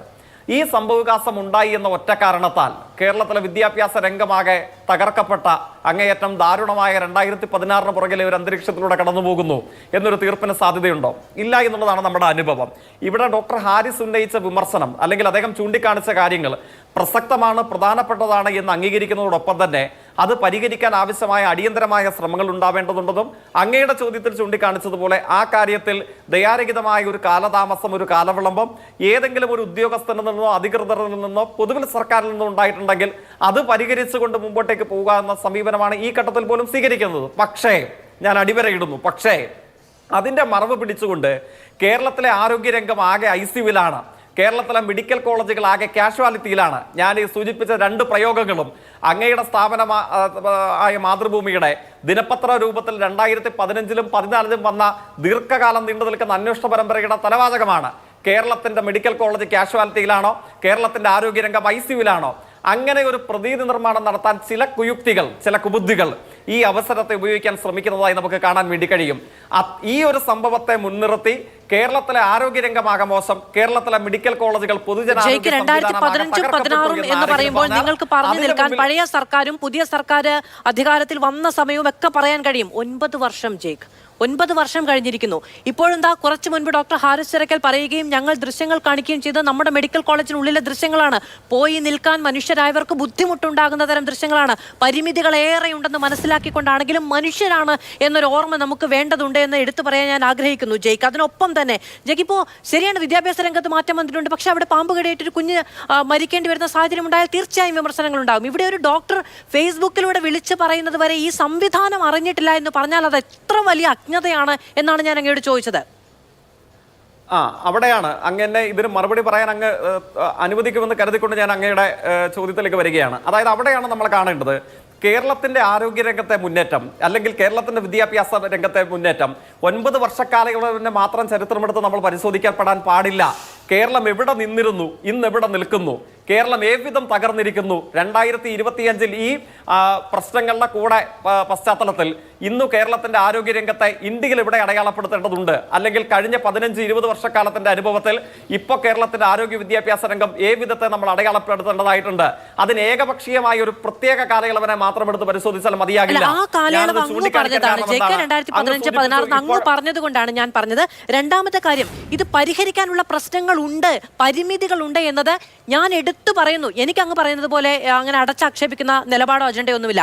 പരിമിതികളുണ്ട് എന്നും പ്രശ്നമുണ്ടെന്നും പണമില്ല എന്നുള്ള കാര്യങ്ങളൊക്കെ അറിയാം. പക്ഷെ അറിഞ്ഞിട്ടില്ല എന്ന് പറയുന്നത് ന്യായമല്ല ജയ്ക്ക്. സർക്കാരിന്റെ ശ്രദ്ധയിൽ പെട്ടിട്ടില്ല എന്ന് പറയുന്നത് ന്യായമല്ല. അങ്ങനെ ശ്രദ്ധയിൽ പെട്ടിട്ടില്ലെങ്കിൽ ആ ശ്രദ്ധ വേറെ എവിടെയായിരുന്നു എന്നാണ് ചോദിച്ചത്. എനിക്ക് അങ്ങനെ ഒരു വാദമില്ല. ആങ്കർ എന്റെ തൊട്ടു മുമ്പുള്ള മറുപടികൾ വേണ്ട വിധം ശ്രദ്ധിച്ചിട്ടില്ലെങ്കിൽ അത് PCR-നോട് പറഞ്ഞിട്ട് ഒന്നുകൂടെ പരിശോധിക്കാൻ പറയണം. ഞാൻ ഈ കാര്യത്തിനകത്ത് സർക്കാരിന്റെ ശ്രദ്ധയിൽ പെട്ടിട്ടില്ല എന്നോ അധികൃതരുടെ മുമ്പിൽ വന്നിട്ടില്ല എന്നൊരു വാചകം ഞാൻ പറഞ്ഞത് ആരോഗ്യമന്ത്രിയാണ് പറഞ്ഞത്. ഇങ്ങനെ ഒരു പരാതി ആരോഗ്യ വകുപ്പിന്റെ ശ്രദ്ധയിൽ പെട്ടിട്ടില്ല എന്ന് പറഞ്ഞത് ആരോഗ്യമന്ത്രിയാണ്, ശ്രീ ജെയ്ക്സി തോമസ്. ഞാൻ അത് ക്ലാരിറ്റി വരുത്തുകയാണ്. അങ്ങ് വേണ്ട വിധം ശ്രദ്ധിച്ചില്ലെങ്കിൽ ഞാൻ ക്ലാരിറ്റി വരുത്തുകയാണ്. സർക്കാരിന് മുന്നിലേക്ക് ഈ പരാതി വന്നിട്ടില്ല എന്ന് പറഞ്ഞത് ആരോഗ്യമന്ത്രിയാണ്. DMA-യുടെ മുന്നിലേക്ക് ഇത് വന്നിട്ടില്ല എന്ന് പറഞ്ഞ DMA ആണ്. മറ്റാർക്കും പരാതിയില്ലല്ലോ എന്ന് പറഞ്ഞ DMA ആണ്. ഈ കയറി നടന്ന് ചെരുപ്പ് തേയുന്ന സമയത്തൊന്നും ഈ സംവിധാനം അറിഞ്ഞിട്ടെങ്കിൽ പിന്നെ ഇവരെന്ത് ചെയ്യായിരുന്നെന്ന് ഞാൻ ചോദിച്ചത്. അങ്ങ് പറഞ്ഞു എന്നല്ല. അല്ല, തീർച്ചയായിട്ടും ഇപ്പൊ ബഹുമാനീയനായ ഡോക്ടർ ഹാരിസ് ഉന്നയിച്ച വിഷയത്തിൽ ഈ സർജറിക്ക് ആവശ്യമായ ഒരു ഉപകരണത്തെ സംബന്ധിച്ചുള്ളതാണ് അദ്ദേഹം പ്രധാനമായി കോട്ട് ചെയ്തെന്നുള്ളതാണ് എൻ്റെ ഒരു ഓർമ്മ. അപ്പോൾ അതിനെ സംബന്ധിച്ച് ഇപ്പോൾ അതിന് മാത്രം എനിക്ക് തോന്നുന്നു ആശുപത്രിയുടെ ചുമതലയുള്ള സൂപ്രണ്ടോ DMO മറ്റോ വാർത്താ സമ്മേളനത്തിൽ പറയുന്ന പ്രസക്തമായ ഒരു വാചകം അതെനിക്ക് തോന്നുന്നു 3000-ലധികം രൂപയുടെ വർധനവ് ഈ ഉപകരണത്തിന്റെ കാര്യത്തിൽ വന്നിട്ടുണ്ട്. ഇത് 3 എണ്ണം വാങ്ങിക്കുമ്പോൾ 10,000-ഓളം രൂപയുടെ തുക വർധനവ് ഉണ്ടാകുന്നു. സ്വാഭാവികമായി ഓഡിറ്റ് ഒബ്ജക്ഷൻ വരാൻ സാധ്യതയുണ്ട് എന്നുള്ള കാര്യം സൂപ്രണ്ട് ഓർമ്മിപ്പിക്കുന്നു. ഇതാണ് ഈ കാര്യത്തിനകത്തെ കാലവിളംബം അല്ലെങ്കിൽ കാലതാമസത്തിലേക്ക് എത്തിച്ചിട്ടുള്ളത്. ഇതൊന്നും ഒരു യാഥാർത്ഥ്യമല്ല. ഇതൊക്കെ പരിപൂർണമായ അസംബന്ധമാണ്, പച്ച കള്ളമാണ് എന്ന് നമുക്ക് ആർക്കെങ്കിലും പറയാൻ വേണ്ടി കഴിയുമോ? ഏതെങ്കിലും ഒരു ദിവസം ഞാൻ മനസ്സിലാക്കുന്നു ഇവിടെ HDS-ന്റെ മെമ്പർ അടക്കമുള്ള ആളുകളുണ്ടല്ലോ, ഏതെങ്കിലും ഒരു ദിവസം കേരളത്തിലെ പൊതുജനാരോഗ്യ കേന്ദ്രങ്ങളിൽ, അത് ജില്ലാ ആശുപത്രി ആകട്ടെ, താലൂക്ക് ആശുപത്രി ആകട്ടെ, മെഡിക്കൽ കോളേജ് ആകട്ടെ, അത്തരം കേന്ദ്രങ്ങളിൽ ബന്ധപ്പെടുകയും മെഡിക്കൽ സർവീസ് കോർപ്പറേഷൻ ഉൾപ്പെടെ അല്ലെങ്കിൽ HDS ഉൾപ്പെടെ നടത്തുന്ന പർച്ചേസുകളിൽ ഏതെങ്കിലും ഒരു സ്കാനിങ് മെഷീന്, CT മെഷീന് അല്ലെങ്കിൽ MRI മെഷീന് ഇത്യാദിയുള്ള ഉപകരണങ്ങൾക്ക് ഏതെങ്കിലും തരത്തിൽ കേടുപാട് സംഭവിക്കുമ്പോൾ അതിനെ പുനർവാങ്ങാനുള്ള കാര്യങ്ങളിൽ ഏർപ്പെടുകയും ചെയ്യുന്നതിനെ സംബന്ധിച്ച് സാമാന്യ യുക്തിയുള്ള ഒരാളും ഇത്തരം കാര്യങ്ങളെ തള്ളിക്കളയില്ല എന്നുള്ളതാണ് എൻ്റെ പരിമിതമായ അറിവ്. ഇരിക്കട്ടെ, അങ്ങ് പറയുന്ന വാചകത്തെ ഞാൻ കോട്ട് ചെയ്യുന്നു. അങ്ങ് ചില ദൃശ്യങ്ങൾ കാണിച്ചു എന്ന് പറയുന്നു, അത് വസ്തുതയാണ്. അങ്ങ് AI മുഖാന്തരം ചിത്രീകരിച്ച ദൃശ്യമൊന്നുമാണെന്ന് പറയുന്നില്ല. പക്ഷേ ഞാൻ ആവർത്തിക്കുന്നു, ഈ കാര്യങ്ങളെ വിലയിരുത്തേണ്ടത് എങ്ങനെയാണ്? കേരളം പോലെ ഇന്ത്യയിൽ തന്നെ ഏറ്റവും ജനസാന്ദ്രതയുള്ള ഒരു സംസ്ഥാനത്ത് എவ்விதമാണ് കേരളത്തിന്റെ പൊതുജനാരോഗ്യ ശൃംഖല പ്രവർത്തിക്കുന്നത്? അത് ഇന്ത്യയിലെ മോശമാണ് എന്ന് നമുക്ക് പ്രഖ്യാപിക്കാൻ വേണ്ടി കഴിയുമോ? ഞാൻ പറയുന്നില്ല ജയ്ക്ക്. അങ്ങനെ രാഷ്ട്രീയമായി കാണാനോ പരിമിതികളെ കണ്ണടച്ചു കാണാനോ തരത്തിലുള്ള മൗഢ്യമൊന്നും ഇവിടെ ആർക്കുമില്ല. അതാണ് ഞാൻ പറഞ്ഞത്. പരിമിതികളെ അംഗീകരിക്കുന്നു. അറിഞ്ഞിട്ടില്ല എന്ന് പറഞ്ഞ നിസ്സംഗതയെ വിമർശിക്കാതെ മുന്നോട്ട് പോകാൻ കഴിയില്ല എന്നാണ് ഞാൻ അതുമായി ബന്ധപ്പെട്ട് പറഞ്ഞത് എന്നുള്ളത്. പിന്നെ ഒന്ന്, ഈ പറയുന്ന വിലവർധന ഉണ്ടായത് HDS-ൽ ഇത് ആവശ്യപ്പെട്ട് പരിഹരിക്കപ്പെട്ടില്ല. 1 ലക്ഷം രൂപയ്ക്ക് മുകളിലുള്ള പർച്ചേസ് ആണെങ്കിൽ കളക്ടറുടെ അനുമതി വേണമെന്ന് പറഞ്ഞു. അവിടെ പോയി പിന്നെയും താമസിച്ചു. ഈ താമസത്തിനിടയിലാണ് 31,000 രൂപയുണ്ടായിരുന്നത്, 33,000 രൂപയുണ്ടായിരുന്നത് 41,000 രൂപയെ വർദ്ധിച്ചത്. അപ്പോൾ പിന്നെയും കളക്ടറുടെ അടുത്തേക്ക് പോകണമെന്ന് പറഞ്ഞപ്പോഴാണ് ഡോക്ടർ ഹാരിസ് വീണ്ടും മന്ത്രിയുടെ ഓഫീസിലേക്ക് ബന്ധപ്പെട്ടത് എന്നുള്ളതൊക്കെയാണ്. അല്ലാതെ ഈ ഒരൊറ്റ ഓഡിറ്റിംഗ് പ്രശ്നം എന്നുള്ള നിലയ്ക്കല്ല. ഓഡിറ്റിംഗ് പ്രശ്നം ഉണ്ടാകാനുള്ള സാധ്യത തുറന്നത് പോലും ഈ കെടുകാര്യസ്ഥത കൊണ്ടും ഈ കെട്ടഴിക്കാതെയുള്ള ബുദ്ധിമുട്ടുകൾ കൊണ്ടുമാണ് എന്ന് പോലും പുറത്തേക്ക് അറിഞ്ഞവരാണ് നമ്മൾ. ഒറ്റ നിമിഷം വരാം അങ്ങയിലേക്ക്. ഏറെ ബഹുമാനത്തോടെ ജയ്ക്ക് പറഞ്ഞതിനൊരു മറുപടി പറയട്ടെ. അങ്ങ് പറഞ്ഞതിനെ എതിർക്കുകയല്ല. ഹോസ്പിറ്റലിലെ വികസന സമിതി മെമ്പർ എന്ന നിലയിൽ അങ്ങ് പറഞ്ഞു 3,000 രൂപയുടെ വ്യത്യാസം വന്നാൽ അത് ആഡിറ്റിനെ ബാധിക്കുമെന്ന്. ഒരു സിറിഞ്ചിന് വില വർധന ഉണ്ടായാൽ ഇഞ്ചക്ഷൻ വയ്ക്കൊക്കെ നിർത്താം. ക്യാനലിന് വില വർധന ഉണ്ടായാൽ ട്രിപ്പ് അടക്കം നിർത്താം. ഗ്ലൗസിന് വില വർധന ഉണ്ടായാൽ പിന്നെ ഗ്ലൗസ് മേടിക്കണ്ട. ഇതാണോ അതിൻ്റെ ഒരു മറുപടി എന്ന് പറയുന്നത്?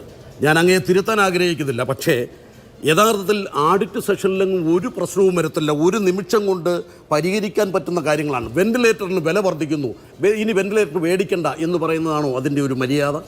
അത് ശരിയുള്ള ഏർപ്പാടാണോ? നമ്മൾ 3000 രൂപ വില വർദ്ധിച്ചെങ്കിൽ അപ്പോൾ തന്നെ കളക്ടറെ വിവരം അറിയിപ്പിച്ചാൽ കളക്ടർ സ്പെഷ്യൽ ഓർഡർ ഇട്ട് കാര്യങ്ങൾ കൈകാര്യം ചെയ്യും. മിഷൻ അപ്പോൾ തന്നെ മേടിക്കും. ഇതൊന്നും ചെയ്യാതെ ഓഫീസിലുള്ളവർ ആഡിറ്റിൽ വിഷയങ്ങളുണ്ടാകുന്നു. ആഡിറ്റിൽ വിഷയങ്ങളുണ്ടായി AG തിരിച്ച് റിപ്പോർട്ട് അയച്ചതൊക്കെ എല്ലാവർക്കും അറിയാവുന്നതാണ്.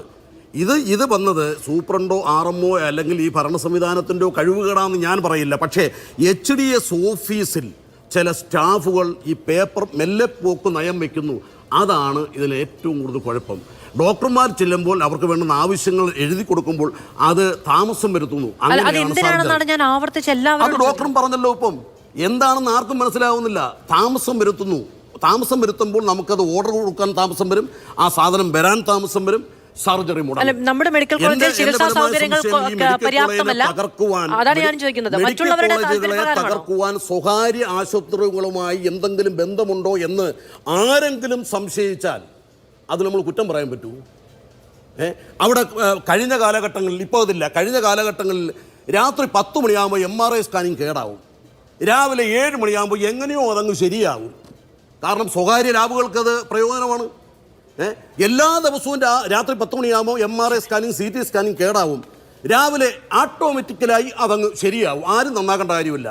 ഇതുപോലുള്ള ചില വിഷയങ്ങൾ തന്നെ പറയുന്നുണ്ട്. ഞാൻ ഒരു ലാബിന്റെ കയ്യിൽ നിന്നും കമ്മീഷൻ വാങ്ങിയിട്ടില്ല, ഞാൻ ഒരു രോഗിയുടെ അടുത്ത് നിന്ന് കൈക്കൂലി വാങ്ങിയിട്ടില്ല എന്നുള്ളത്. അപ്പോൾ ലാബിന്റെ കയ്യിൽ നിന്ന് കമ്മീഷൻ വാങ്ങിയിട്ടില്ല എന്നൊരു ഡോക്ടർ എടുത്തു പറയണമെങ്കിൽ അത് അങ്ങനെ ചെയ്യുന്നവരുമുണ്ട് എന്ന തിരിച്ചറിവും സൂചനയും അദ്ദേഹം നൽകുന്നതാണ് എന്ന നിലയ്ക്ക് തന്നെ കാണേണ്ടി വരും അതിനെ. ശ്രീ രാജു പി നായർ, ഇപ്പോൾ ഇതിൽ ഞാൻ നേരത്തെ പറഞ്ഞു, ഷാഫി പറമ്പിൽ ഒരു പോസ്റ്റ് ഇട്ടിട്ടുണ്ടായിരുന്നു, അദ്ദേഹത്തിൻ്റെ രാഷ്ട്രീയ കാര്യങ്ങൾ പറഞ്ഞുകൊണ്ട്. ഇപ്പോൾ M സ്വരാജിൻ്റെ വിജയത്തിന് ശേഷം അദ്ദേഹം ഒരു പോസ്റ്റ് ഇടുന്നു, ക്ഷമിക്കണം, M സ്വരാജ് അവിടെ പരാജയപ്പെട്ടതിന് ശേഷം അതൊരു രാഷ്ട്രീയ വിജയമാണ് എന്ന് പറഞ്ഞുകൊണ്ട് ശ്രീ ഹാരിസ് ചിറക്കൽ ഒരു പോസ്റ്റ് ഇടുന്നു. ഇത് തിരിച്ചൊരു പോസ്റ്റ് ആയിരുന്നെങ്കിൽ ഡോക്ടർ ഹാരിസ് ചിറക്കലിന് ഈ രീതിയിലുള്ള സംരക്ഷണം, അല്ലെങ്കിൽ ഈ രീതിയിലുള്ള മനോഭാവം, ഈ രീതിയിലുള്ള പരിചരണം, ഈ രീതിയിലുള്ള പ്രൊട്ടക്ഷൻ കിട്ടുമായിരുന്നു എന്ന് വിചാരിക്കേണ്ടതുണ്ടോ? ഒരിക്കലുമില്ല. ഈ സർക്കാരിനെ അട്ടിമറിക്കാൻ വേണ്ടി നടത്തുന്ന ശ്രമത്തിൻ്റെ ഭാഗമായിട്ട് വരും. ആശാവ സമരത്തിലും അതുപോലെ തന്നെ മറ്റെല്ലാ സമരത്തിലും മതവർഗീയത, SDPയുടെയും ജമായത്തെ ഇസ്ലാമിയുടെ ഒക്കെ വർഗീയത കാണുന്ന പോലെ ഡോക്ടർ ഹാരിസിലും ആ വർഗീയതയൊക്കെ കണ്ടുകൊണ്ട് CPMൻ്റെ പ്രതിനിധികൾ ഈ ചർച്ചകളിൽ വന്ന് സജീവമാകുമായിരുന്നു. പക്ഷേ അദ്ദേഹത്തിനെ നിഷേധിക്കാൻ കഴിയാത്ത രീതിയിൽ അദ്ദേഹത്തിൻ്റെ ഇടതുപക്ഷ ചായ്വുള്ളതും അതുപോലെ തന്നെ അദ്ദേഹത്തിൻ്റെ ട്രാക്ക് റെക്കോർഡും കാരണം ഇവർ നിർബന്ധിതരായിരിക്കുകയാണ്. ഇപ്പം നോക്കൂ, ഇവിടെ സൂചിപ്പിക്കുന്നത് മുഴുവൻ എന്താ, ഇത് ആരുടെയൊക്കെയോ ചെറിയ അലംഭാവം എന്നാണ് പറയുന്നത്. ഇത് അലംഭാവം ഉണ്ടായിട്ടുണ്ടെങ്കിൽ മന്ത്രിയുടെ ഓഫീസിൽ അലംഭാവം ഉണ്ടായില്ലേ? ഇത് മന്ത്രിയുടെ ഓഫീസിൽ അറിയിച്ചിരുന്നില്ലേ? മന്ത്രിയുടെ ഓഫീസിൽ അറിയിക്കാത്തതല്ലോ. മാധു, ഒരു കാര്യം ഞാൻ പറയാം, ഉദ്യോഗസ്ഥരുടെ കയ്യിൽ ഇത്തരത്തിലൊരു വിഷയം വന്നാൽ ആ ഉദ്യോഗസ്ഥർ അത് നോട്ട് എഴുതി അല്ലെങ്കിൽ ഉദ്യോഗസ്ഥരുടെ തുടർ നടപടി എടുക്കും എന്നുള്ള കാര്യത്തിൽ എനിക്ക് 99% എനിക്ക് ഉറപ്പുണ്ട്.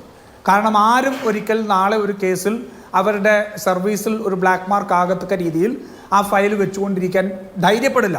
അത് എത്രമാത്രം സമ്മർദ്ദം ഇതുണ്ടെങ്കിലും. പക്ഷേ മന്ത്രിയുടെ ഓഫീസിൽ വരെ വിവരമെത്തിയിട്ട് അത് മന്ത്രിക്ക് ഉത്തരവാദിത്വമില്ല എന്ന് പറയാൻ സാധിക്കും. ഞാൻ നേരത്തെ സൂചിപ്പിച്ചല്ലോ, മന്ത്രി തന്നെ പറഞ്ഞു സിസ്റ്റത്തിൻ്റെ പ്രശ്നമാണ്. ആ സിസ്റ്റത്തിൻ്റെ ഹെഡ് ചെയ്യുന്നതും ആ സിസ്റ്റത്തെ ശരിയാക്കേണ്ടതും മന്ത്രിയുടെ ഉത്തരവാദിത്വമാണ്. സ്വയം കുറ്റസമ്മതം നടത്തിയിരിക്കുകയാണ് മന്ത്രി. നോക്കൂ, ഇനിയിപ്പോൾ തിരുവനന്തപുരം മാത്രമല്ല മുഴുവൻ സ്ഥലത്തും ഇത് തന്നെയല്ലേ പ്രശ്നം. ഇപ്പോൾ CPMൻ്റെ പ്രതിനിധി പറയുന്നു ഏതാണ്ട് വലിയ നമ്മുടെ കേരള മോഡലിനെ ഒക്കെ എതിർക്കേണ്ട. സത്യം പറയാൻ മാധു, കേരളത്തിൻ്റെ ആരോഗ്യരംഗത്തെ നേട്ടങ്ങൾ ഇന്നൊരു ഭാണ്ഡമായി മാറിക്കൊണ്ടിരിക്കുകയാണ്. കേരളം ഈ രാജ്യത്ത് ഒന്നാമതാണ് എന്നുള്ളത് ഒരു ഭാണ്ഡമായി പേറിക്കൊണ്ടിരിക്കുന്ന അവസ്ഥയാണ്. നമ്മൾ ഈ ഒന്നാമതാണ് എന്ന് പറഞ്ഞുകൊണ്ട് നമ്മുടെ താഴത്തുള്ള ഈ സംവിധാനത്തെ മുഴുവൻ അതിൻ്റെ തോന്നിയ രീതിക്ക് വിട്ടിരിക്കുകയാണ്. കാരണം എപ്പോഴും ചർച്ചകളിൽ പറയാലോ രാജ്യത്തെ ഒന്നാമത്തെയാണ്. അല്ല, നമുക്ക് കിട്ടേണ്ട സർവീസ് ഇങ്ങനെയല്ല, നമ്മുടെ സംവിധാനം ഇങ്ങനെയല്ല ചലിക്കേണ്ടത്, നമ്മൾ 1-ാം നമ്പർ ആണ് എന്ന ബോധ്യമുള്ളത് കൊണ്ടാണ് ഇവിടുത്തെ പൊതുസമൂഹം ഈ രീതിയിൽ പ്രതികരിക്കുന്നത്. അത് നമ്മൾ മെച്ചപ്പെട്ടതായതുകൊണ്ടാണ്. മാധു, അതാണ് ഞാൻ പറഞ്ഞു വരുന്നത്. ഇപ്പോൾ ഇവിടെ CPMൻ്റെ പ്രതിനിധി പറഞ്ഞ പോലെ ആരോഗ്യരംഗത്തെ മികച്ച നേട്ടം ഇല്ലാതെയാക്കാൻ നോക്കൂ. എറണാകുളം ജനറൽ ഹോസ്പിറ്റൽ ഈ രാജ്യത്തെ ഏറ്റവും മികച്ച ജനറൽ ഹോസ്പിറ്റലാണ്. അത് ഈ കാലത്തൊന്നുമല്ല, കുറേ കാലമായിട്ട്, വർഷങ്ങളായിട്ട്, പതിറ്റാണ്ടുകളായിട്ട് ജനറൽ ഹോസ്പിറ്റൽ നമ്മളെല്ലാം നടത്തിയ പ്രവർത്തനം കൊണ്ട് രാജ്യത്തെ ഏറ്റവും മികച്ചവരാണ്. പക്ഷെ അവിടെ മാധു ഒന്ന് പോയി നോക്കണം, 250 പേർ ഓപ്പൺ ഹാർട്ട് സർജറിക്ക് വേണ്ടി പേര് കൊടുത്ത് വെയിറ്റ് ചെയ്യാം. 250 പേര് ഇല്ലേ? അത് ചെയ്യാൻ കഴിഞ്ഞിട്ടില്ല. ഈ 250 പേരുടെ ഓപ്പൺ ഹാർട്ട് സർജറി ഇപ്പോൾ ലിസ്റ്റിലുള്ളവർ തീരണമെങ്കിൽ എത്ര ആണ്? കുറേ പേര് ഇതിനകത്ത് മരിച്ചു പോകും, കുറേ പേർക്ക് ഗത്യന്തരമില്ലാതെ പ്രൈവറ്റ് ആശുപത്രികളിലേക്ക് പോകും. അവർക്ക് മാർഗമില്ല. ഡയാലിസിസിന് ഇന്ന് കേരളം ഏറ്റവും വലിയ പ്രശ്നം ജീവിതശൈലി രോഗങ്ങളിൽ ബുദ്ധിമുട്ടുന്നതാണ്. ഡയാലിസിസിന് എത്ര പേരാണ് അവിടെ കൊടുത്തിരിക്കുന്നത്? അവിടെ MP-മാരും MLA-മാരും എല്ലാം പണം ചെലവാക്കി എറണാകുളത്തൊരു ഡയാലിസിസ് സെൻറ്റർ ഉണ്ടാക്കിയിട്ടുണ്ട്. എന്നിട്ടും അവിടെ എത്ര പേരാണ് ഇന്ന് കാത്തിരിക്കുന്നത്? അപ്പോൾ ഇത്തരത്തിലുള്ള നമ്മുടെ വലിയ പൊങ്ങച്ചം പറച്ചിലിൽ ഏറ്റവും താഴെക്കിടയിലെ മനുഷ്യരനുഭവിക്കുന്ന ഏറ്റവും പ്രധാനപ്പെട്ട പ്രശ്നങ്ങളെ മുഴുവൻ അവഗണിക്കുക എന്നുള്ള രീതിയിലേക്ക് പോയിരിക്കുകയാണ്. അതാണ് ഏറ്റവും വലിയ പ്രധാനപ്പെട്ട പ്രശ്നം. ഇത് തിരുവനന്തപുരം മെഡിക്കൽ കോളേജ് മാത്രമല്ലല്ലോ, ഇതാ ഇപ്പോൾ തൃശ്ശൂർ മുതൽ എല്ലാ മെഡിക്കൽ കോളേജിലും ഇത് വരികയാണ്. മതിയായ ഡോക്ടർമാരില്ല, മതിയായ ജീവനക്കാരില്ല. മാധു, നിങ്ങളൊരു സ്റ്റോറി ചെയ്യണം. താലൂക്ക് ആശുപത്രികൾ മുതൽ താഴത്തേക്ക് കിടക്കുന്ന community health centres, primary health centres ഉൾപ്പെടെ എത്ര ആയിരം ലക്ഷക്കണക്കിന് കോടി രൂപയുടെ ഇൻഫ്രാസ്ട്രക്ചർ ഉണ്ട്, ബിൽഡിങ്ങുകളുണ്ട്, സ്ഥലം കിടപ്പുണ്ട്. ഇതൊക്കെ ചെയ്യണമെന്ന് നമുക്കും ആഗ്രഹമുണ്ട് ശ്രീ രാജീവ് പിനാർ. പക്ഷേ പറയാതിരിക്കാൻ കഴിയില്ല. തിരുവനന്തപുരം മെഡിക്കൽ കോളേജ് ആശുപത്രിയിൽ കയറി ചെന്ന് ഒരൊറ്റ മിനിറ്റ്, കേരളത്തിലെ മാധ്യമങ്ങൾക്ക് ഒരു സ്റ്റോറി ചെയ്യാൻ കഴിയില്ല. അവിടെ ക്യാമറയും കൊണ്ടുപോയാൽ ഗുണ്ടാ സ്വഭാവമുള്ള മനുഷ്യരാണ് അവിടെ നേരിടാൻ നിൽക്കുക. അതായത് അവിടുത്തെ ഒരു പരിമിതിയും ഒരു പരാധീനതയും പുറത്തറിയരുതെന്ന് നിർബന്ധ ബുദ്ധിയുള്ളവരുണ്ട്. അവിടെ വല്ല ക്യാമറയും ഒളിക്യാമറയും കൊണ്ടുപോയി എന്തെങ്കിലും ദൃശ്യങ്ങൾ എടുക്കാം എന്നല്ലാതെ ഇപ്പോ നാളെ കേരളത്തിലെ മാധ്യമങ്ങൾ അവിടുത്തെ ജനറൽ വാർഡിലേക്ക് പോകാൻ തയ്യാറാണ്. കേരളത്തിലെ മന്ത്രി അല്ലെങ്കിൽ ഈ സംവിധാനം അതിന് സൗകര്യം വെക്കുമോ? ഈ ദൃശ്യങ്ങൾ കേരളം കാണേണ്ടതാണ്. അത്ര പരിതാപകരമായ അവസ്ഥയാണ്. ഇന്നിപ്പോൾ മന്ത്രിക്ക് പോയാലും കാണാൻ കഴിയുന്ന സാഹചര്യമാണ്. അത് അവർക്കറിയാം, അതിന്റെ പരിമിതി ഞങ്ങൾ മനസ്സിലാക്കുകയും ചെയ്യുന്നു. പക്ഷെ അവിടുത്തെ ആളുകൾ പുറത്തുള്ളവരോട്, മാധ്യമങ്ങളോട് പെരുമാറുന്നത് ഈ ദൃശ്യങ്ങൾ പുറത്തു വരരുതെന്ന നിർബന്ധ ബുദ്ധിയോടുകൂടിയാണ്. അതിന് ഭീഷണിയെങ്കിൽ ഭീഷണി, അതിന് കയ്യൂക്കെങ്കിൽ കയ്യൂക്ക് പ്രയോഗിക്കാൻ തയ്യാറൊരു സംവിധാനം അവിടെ ഉണ്ട് എന്നുള്ളതിൽ രഹസ്യമൊന്നുമില്ല. അത് എല്ലാവർക്കും അറിയാവുന്നതുമാണ്. ഇപ്പോൾ വയനാട് നിന്ന് എൻ്റെ ഒരു സുഹൃത്ത് അയച്ച മെസ്സേജാണ്. വയനാട് ജില്ലയിലെ സുൽത്താൻ ബത്തേരി താലൂക്ക് ആശുപത്രിയിൽ അമ്മയും കുഞ്ഞും ആശുപത്രി കെട്ടിടം 7 നിലയിലുള്ളത് ഉദ്ഘാടനം ചെയ്തിട്ട് 3 വർഷം കഴിഞ്ഞു, പ്രവർത്തനം ആരംഭിച്ചിട്ടില്ല.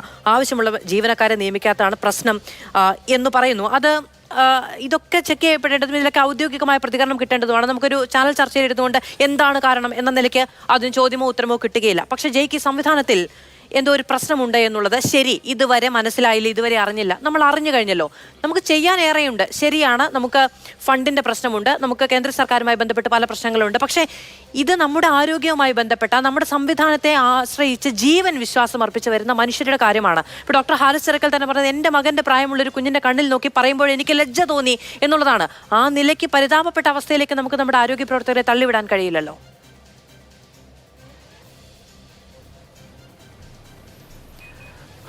ഒരിക്കലുമില്ല. ഇപ്പോൾ ഇവിടെ ബഹുമാനായ കോൺഗ്രസിന്റെ പ്രതിനിധി തുടക്കം മുതൽ ഉന്നയിക്കാൻ ശ്രമിക്കുന്ന ചില ആരോപണങ്ങൾക്ക് മറുപടി പറയാൻ ഞാൻ ശ്രമിക്കുന്നുണ്ടായിരുന്നു. പക്ഷേ ആ മറുപടി പറയാനുള്ള ശ്രമങ്ങൾക്കെല്ലാം ഇടയ്ക്ക് വെച്ച് പുതു ചോദ്യങ്ങൾ വന്ന് സ്വാഭാവികമായി നമ്മുടെ സംവാദം അങ്ങനെ വഴിമാറി പോവുകയാണ് ഉണ്ടായത്. എന്തായാലും അല്പ ദീർഘസമയം എടുത്തുകൊണ്ട് തന്നെ കോൺഗ്രസ് പ്രതിനിധി ദീർഘമായ ആരോപണങ്ങളുടെ ഒരു ഘോഷയാത്ര തന്നെ ഇവിടെ കാഴ്ചവെക്കുകയുണ്ടായി. എനിക്ക് സ്വാഭാവികമായും എല്ലാത്തരം കാര്യങ്ങൾക്കും മറുപടി പറയാൻ അവസരം കിട്ടില്ല. ഞാൻ പക്ഷേ ഈ ചർച്ചയിൽ ആവർത്തിച്ച് പറയാൻ ശ്രമിച്ച ഒരു വാചകം ഞാൻ ഒന്നുകൂടെ കോട്ട് ചെയ്യുന്നു. കേരളത്തിൻ്റെ ആരോഗ്യരംഗം ഏതെങ്കിലും ഒരു പ്രത്യേക കാലഘട്ടത്തെ മാത്രം എടുത്തു വെച്ച് വിലയിരുത്തിയാൽ അതിനോടുള്ളൊരു നീതിപൂർവമായ വിലയിരുത്തലായി മാറില്ല. കേരളത്തിൻ്റെ ആരോഗ്യരംഗം എവിടെ നിന്നിരുന്നു, ഇപ്പോഴെവിടെ നിൽക്കുന്നു, അങ്ങനെ വേണം നമ്മൾ കാര്യങ്ങളെ വിലയിരുത്താൻ. കേരളത്തിൻ്റെ ആരോഗ്യരംഗം തകർന്നു പോയോ, പിറകോട്ട് പോയോ, അതോ മുമ്പോട്ടേക്കാണോ അതിൻ്റെ സഞ്ചാരം? ഇതാണ് നമ്മുടെ ആത്യന്തികമായ പരിശോധനയിൽ പ്രധാനപ്പെട്ടതായി നിർദ്ദേശിച്ച് വരേണ്ടത്. ഞാൻ ആങ്കറുടെ ഫോണിലേക്ക് അയച്ചു തന്നൊരു വീഡിയോ ക്ലിപ്പുണ്ട്. അത് ഇവിടെ പ്ലേ ചെയ്യാൻ സാധ്യതയില്ല, അത് മറ്റൊരു മാധ്യമത്തിൻ്റെതാണ്.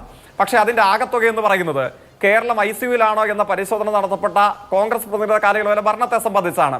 അതിൽ ഞങ്ങളാരും ഉന്നയിക്കുന്ന ഒരു ആക്ഷേപമല്ല. ബഹുമാനിയായ ആരോഗ്യവകുപ്പിൻ്റെ അന്നത്തെ മന്ത്രി പറയുന്നത്, അദ്ദേഹം പറയുന്ന ഒരു വാചക പ്രകാരമാണ്, തിരുവനന്തപുരം മെഡിക്കൽ കോളേജിൽ വെന്റിലേറ്റർ കേടായി കിടക്കുകയാണ്, അത് ഉടനെ പരിഹരിക്കാം. CT സ്കാൻ വർക്ക് ചെയ്യുന്നില്ല, അത് ഉടനെ പരിഹരിക്കാം. MRI സ്കാൻ വർക്ക് ചെയ്യുന്നില്ല, അത് ഉടനെ പരിഹരിക്കാം. മെഡിക്കൽ സർവീസ് കോർപ്പറേഷൻ അവിടെ മാത്രം കൊടുക്കാനുള്ള തുക 125 കോടി രൂപയ്ക്ക് മേലെയാണ്, അതുടനെ പരിഹരിക്കാം. മരുന്ന് ലഭിക്കുന്നില്ല, വീണ്ടും വാർത്താലേഖകന്റെ ചോദ്യം, അതുടനെ പരിഹരിക്കാം. എന്തായാലും ഞാൻ ആവർത്തിച്ച് അല്പം അഭിമാനത്തോടു കൂടെ തന്നെ പറയുന്നു, ഈ പ്രശ്നങ്ങളായി തന്നെ പരിശോധിക്കപ്പെടണമെന്ന് പ്രധാനപ്പെട്ട വാദം തിരികെ പറയുമ്പോൾ തന്നെ കേരളത്തിന്റെ ഒരു സർക്കാർ മെഡിക്കൽ കോളേജിലും ഇന്നൊരു സാധാരണക്കാരനായ മനുഷ്യനും വെന്റിലേറ്റർ കേടായി എന്നുള്ളത് കൊണ്ട് രക്തസാക്ഷിത്വം വരിക്കേണ്ട വരുന്ന അനുഭവം ഇന്ന് കേരളത്തിൽ എവിടെയുമില്ല.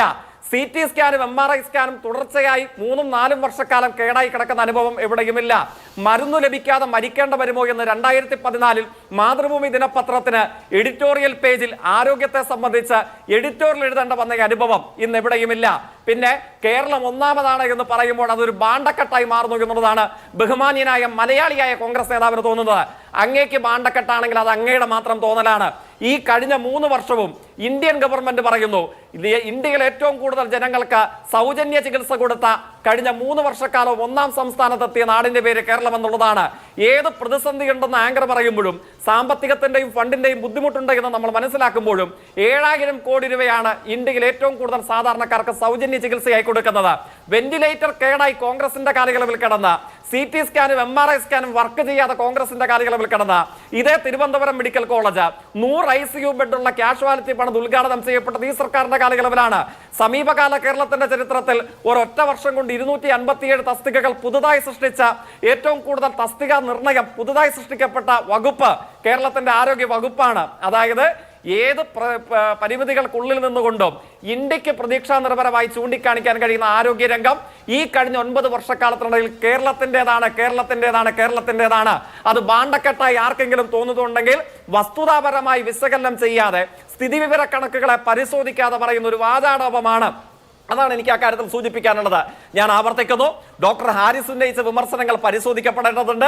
ആ കാര്യങ്ങൾക്കകത്ത് മാപ്പറിയിക്കാത്ത കുറ്റമാരുടെയെങ്കിലും ഭാഗത്തു നിന്നുണ്ടായിട്ടുണ്ടെങ്കിൽ അത് പരിഹരിക്കപ്പെട്ട് അർത്ഥപൂർണമായ നിലയിൽ കേരളത്തിന്റെ രാഷ്ട്രീയമായ മറുപടി പറഞ്ഞു തീരട്ടെ എന്ന് തന്നെയാണ് ഞാനും വിചാരിച്ചത്.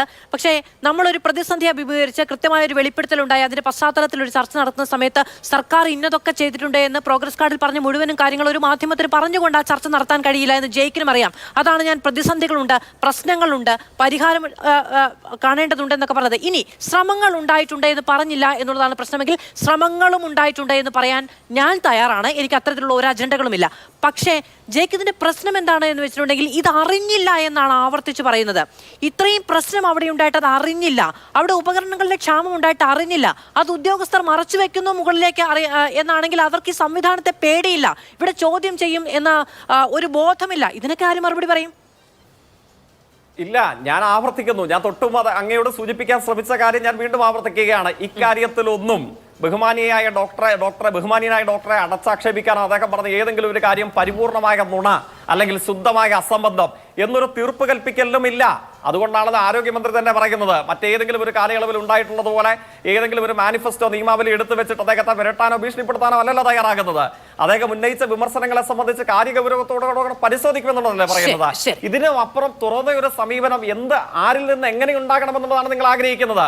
അങ്ങനെ ഒരു സമീപനം മറ്റാരെങ്കിലും ഒരു വെളിപ്പെടുത്തൽ നടത്തുമ്പോൾ തുറന്ന സമീപനം സ്വീകരിക്കുക മാത്രമല്ല സംവിധാനത്തിന്റെ ഉത്തരവാദിത്തം. അവിടെ പരിമിതികൾ ഉണ്ടെങ്കിൽ അത് അറിയുക, ആവശ്യങ്ങളുണ്ടെങ്കിൽ അത് അറിയുക, അതിനനുസരിച്ച് പ്രവർത്തിക്കുക എന്നുള്ളത് കൂടിയാണ്. ഇനി സർക്കാരിന്റെ നയം അത് തന്നെയാണെങ്കിൽ അത് നടപ്പിലാക്കാത്ത ഉദ്യോഗസ്ഥരുണ്ടെങ്കിൽ അവർക്കെതിരെ നടപടിയെടുക്കുക എന്നുള്ള ഉത്തരവാദിത്തം കൂടിയാണ്. നടപടിയെടുക്കപ്പെടും എന്ന ഉറച്ച ബോധ്യം ഉദ്യോഗസ്ഥരിലും ഈ സംവിധാനത്തിലും ഉണ്ടാക്കുക എന്നതുകൂടി ഒരു സർക്കാരിന്റെ ഇച്ഛാശക്തിയുടെ ഭാഗമാണ് എന്ന് പറഞ്ഞു വെച്ചേ എന്നേ ഉള്ളൂ. എന്തായാലും വളരെ ദൗർഭാഗ്യകരമായ സാഹചര്യമാണ് നമ്മുടെ മെഡിക്കൽ കോളേജുകളിൽ ഉണ്ടായിരുന്നത് എന്നത് സംബന്ധിച്ച ഒരു വെളിപ്പെടുത്തൽ വന്നതിന്റെ പശ്ചാത്തലത്തിൽ തിരുത്തൽ ഉണ്ടാവട്ടെ, നന്നാവട്ടെ എന്നത് മാത്രമേ ആഗ്രഹിക്കാൻ കഴിയൂ. വളരെയധികം നന്ദി പാനലിസ്റ്റുകൾക്കും പ്രേക്ഷകർക്കും.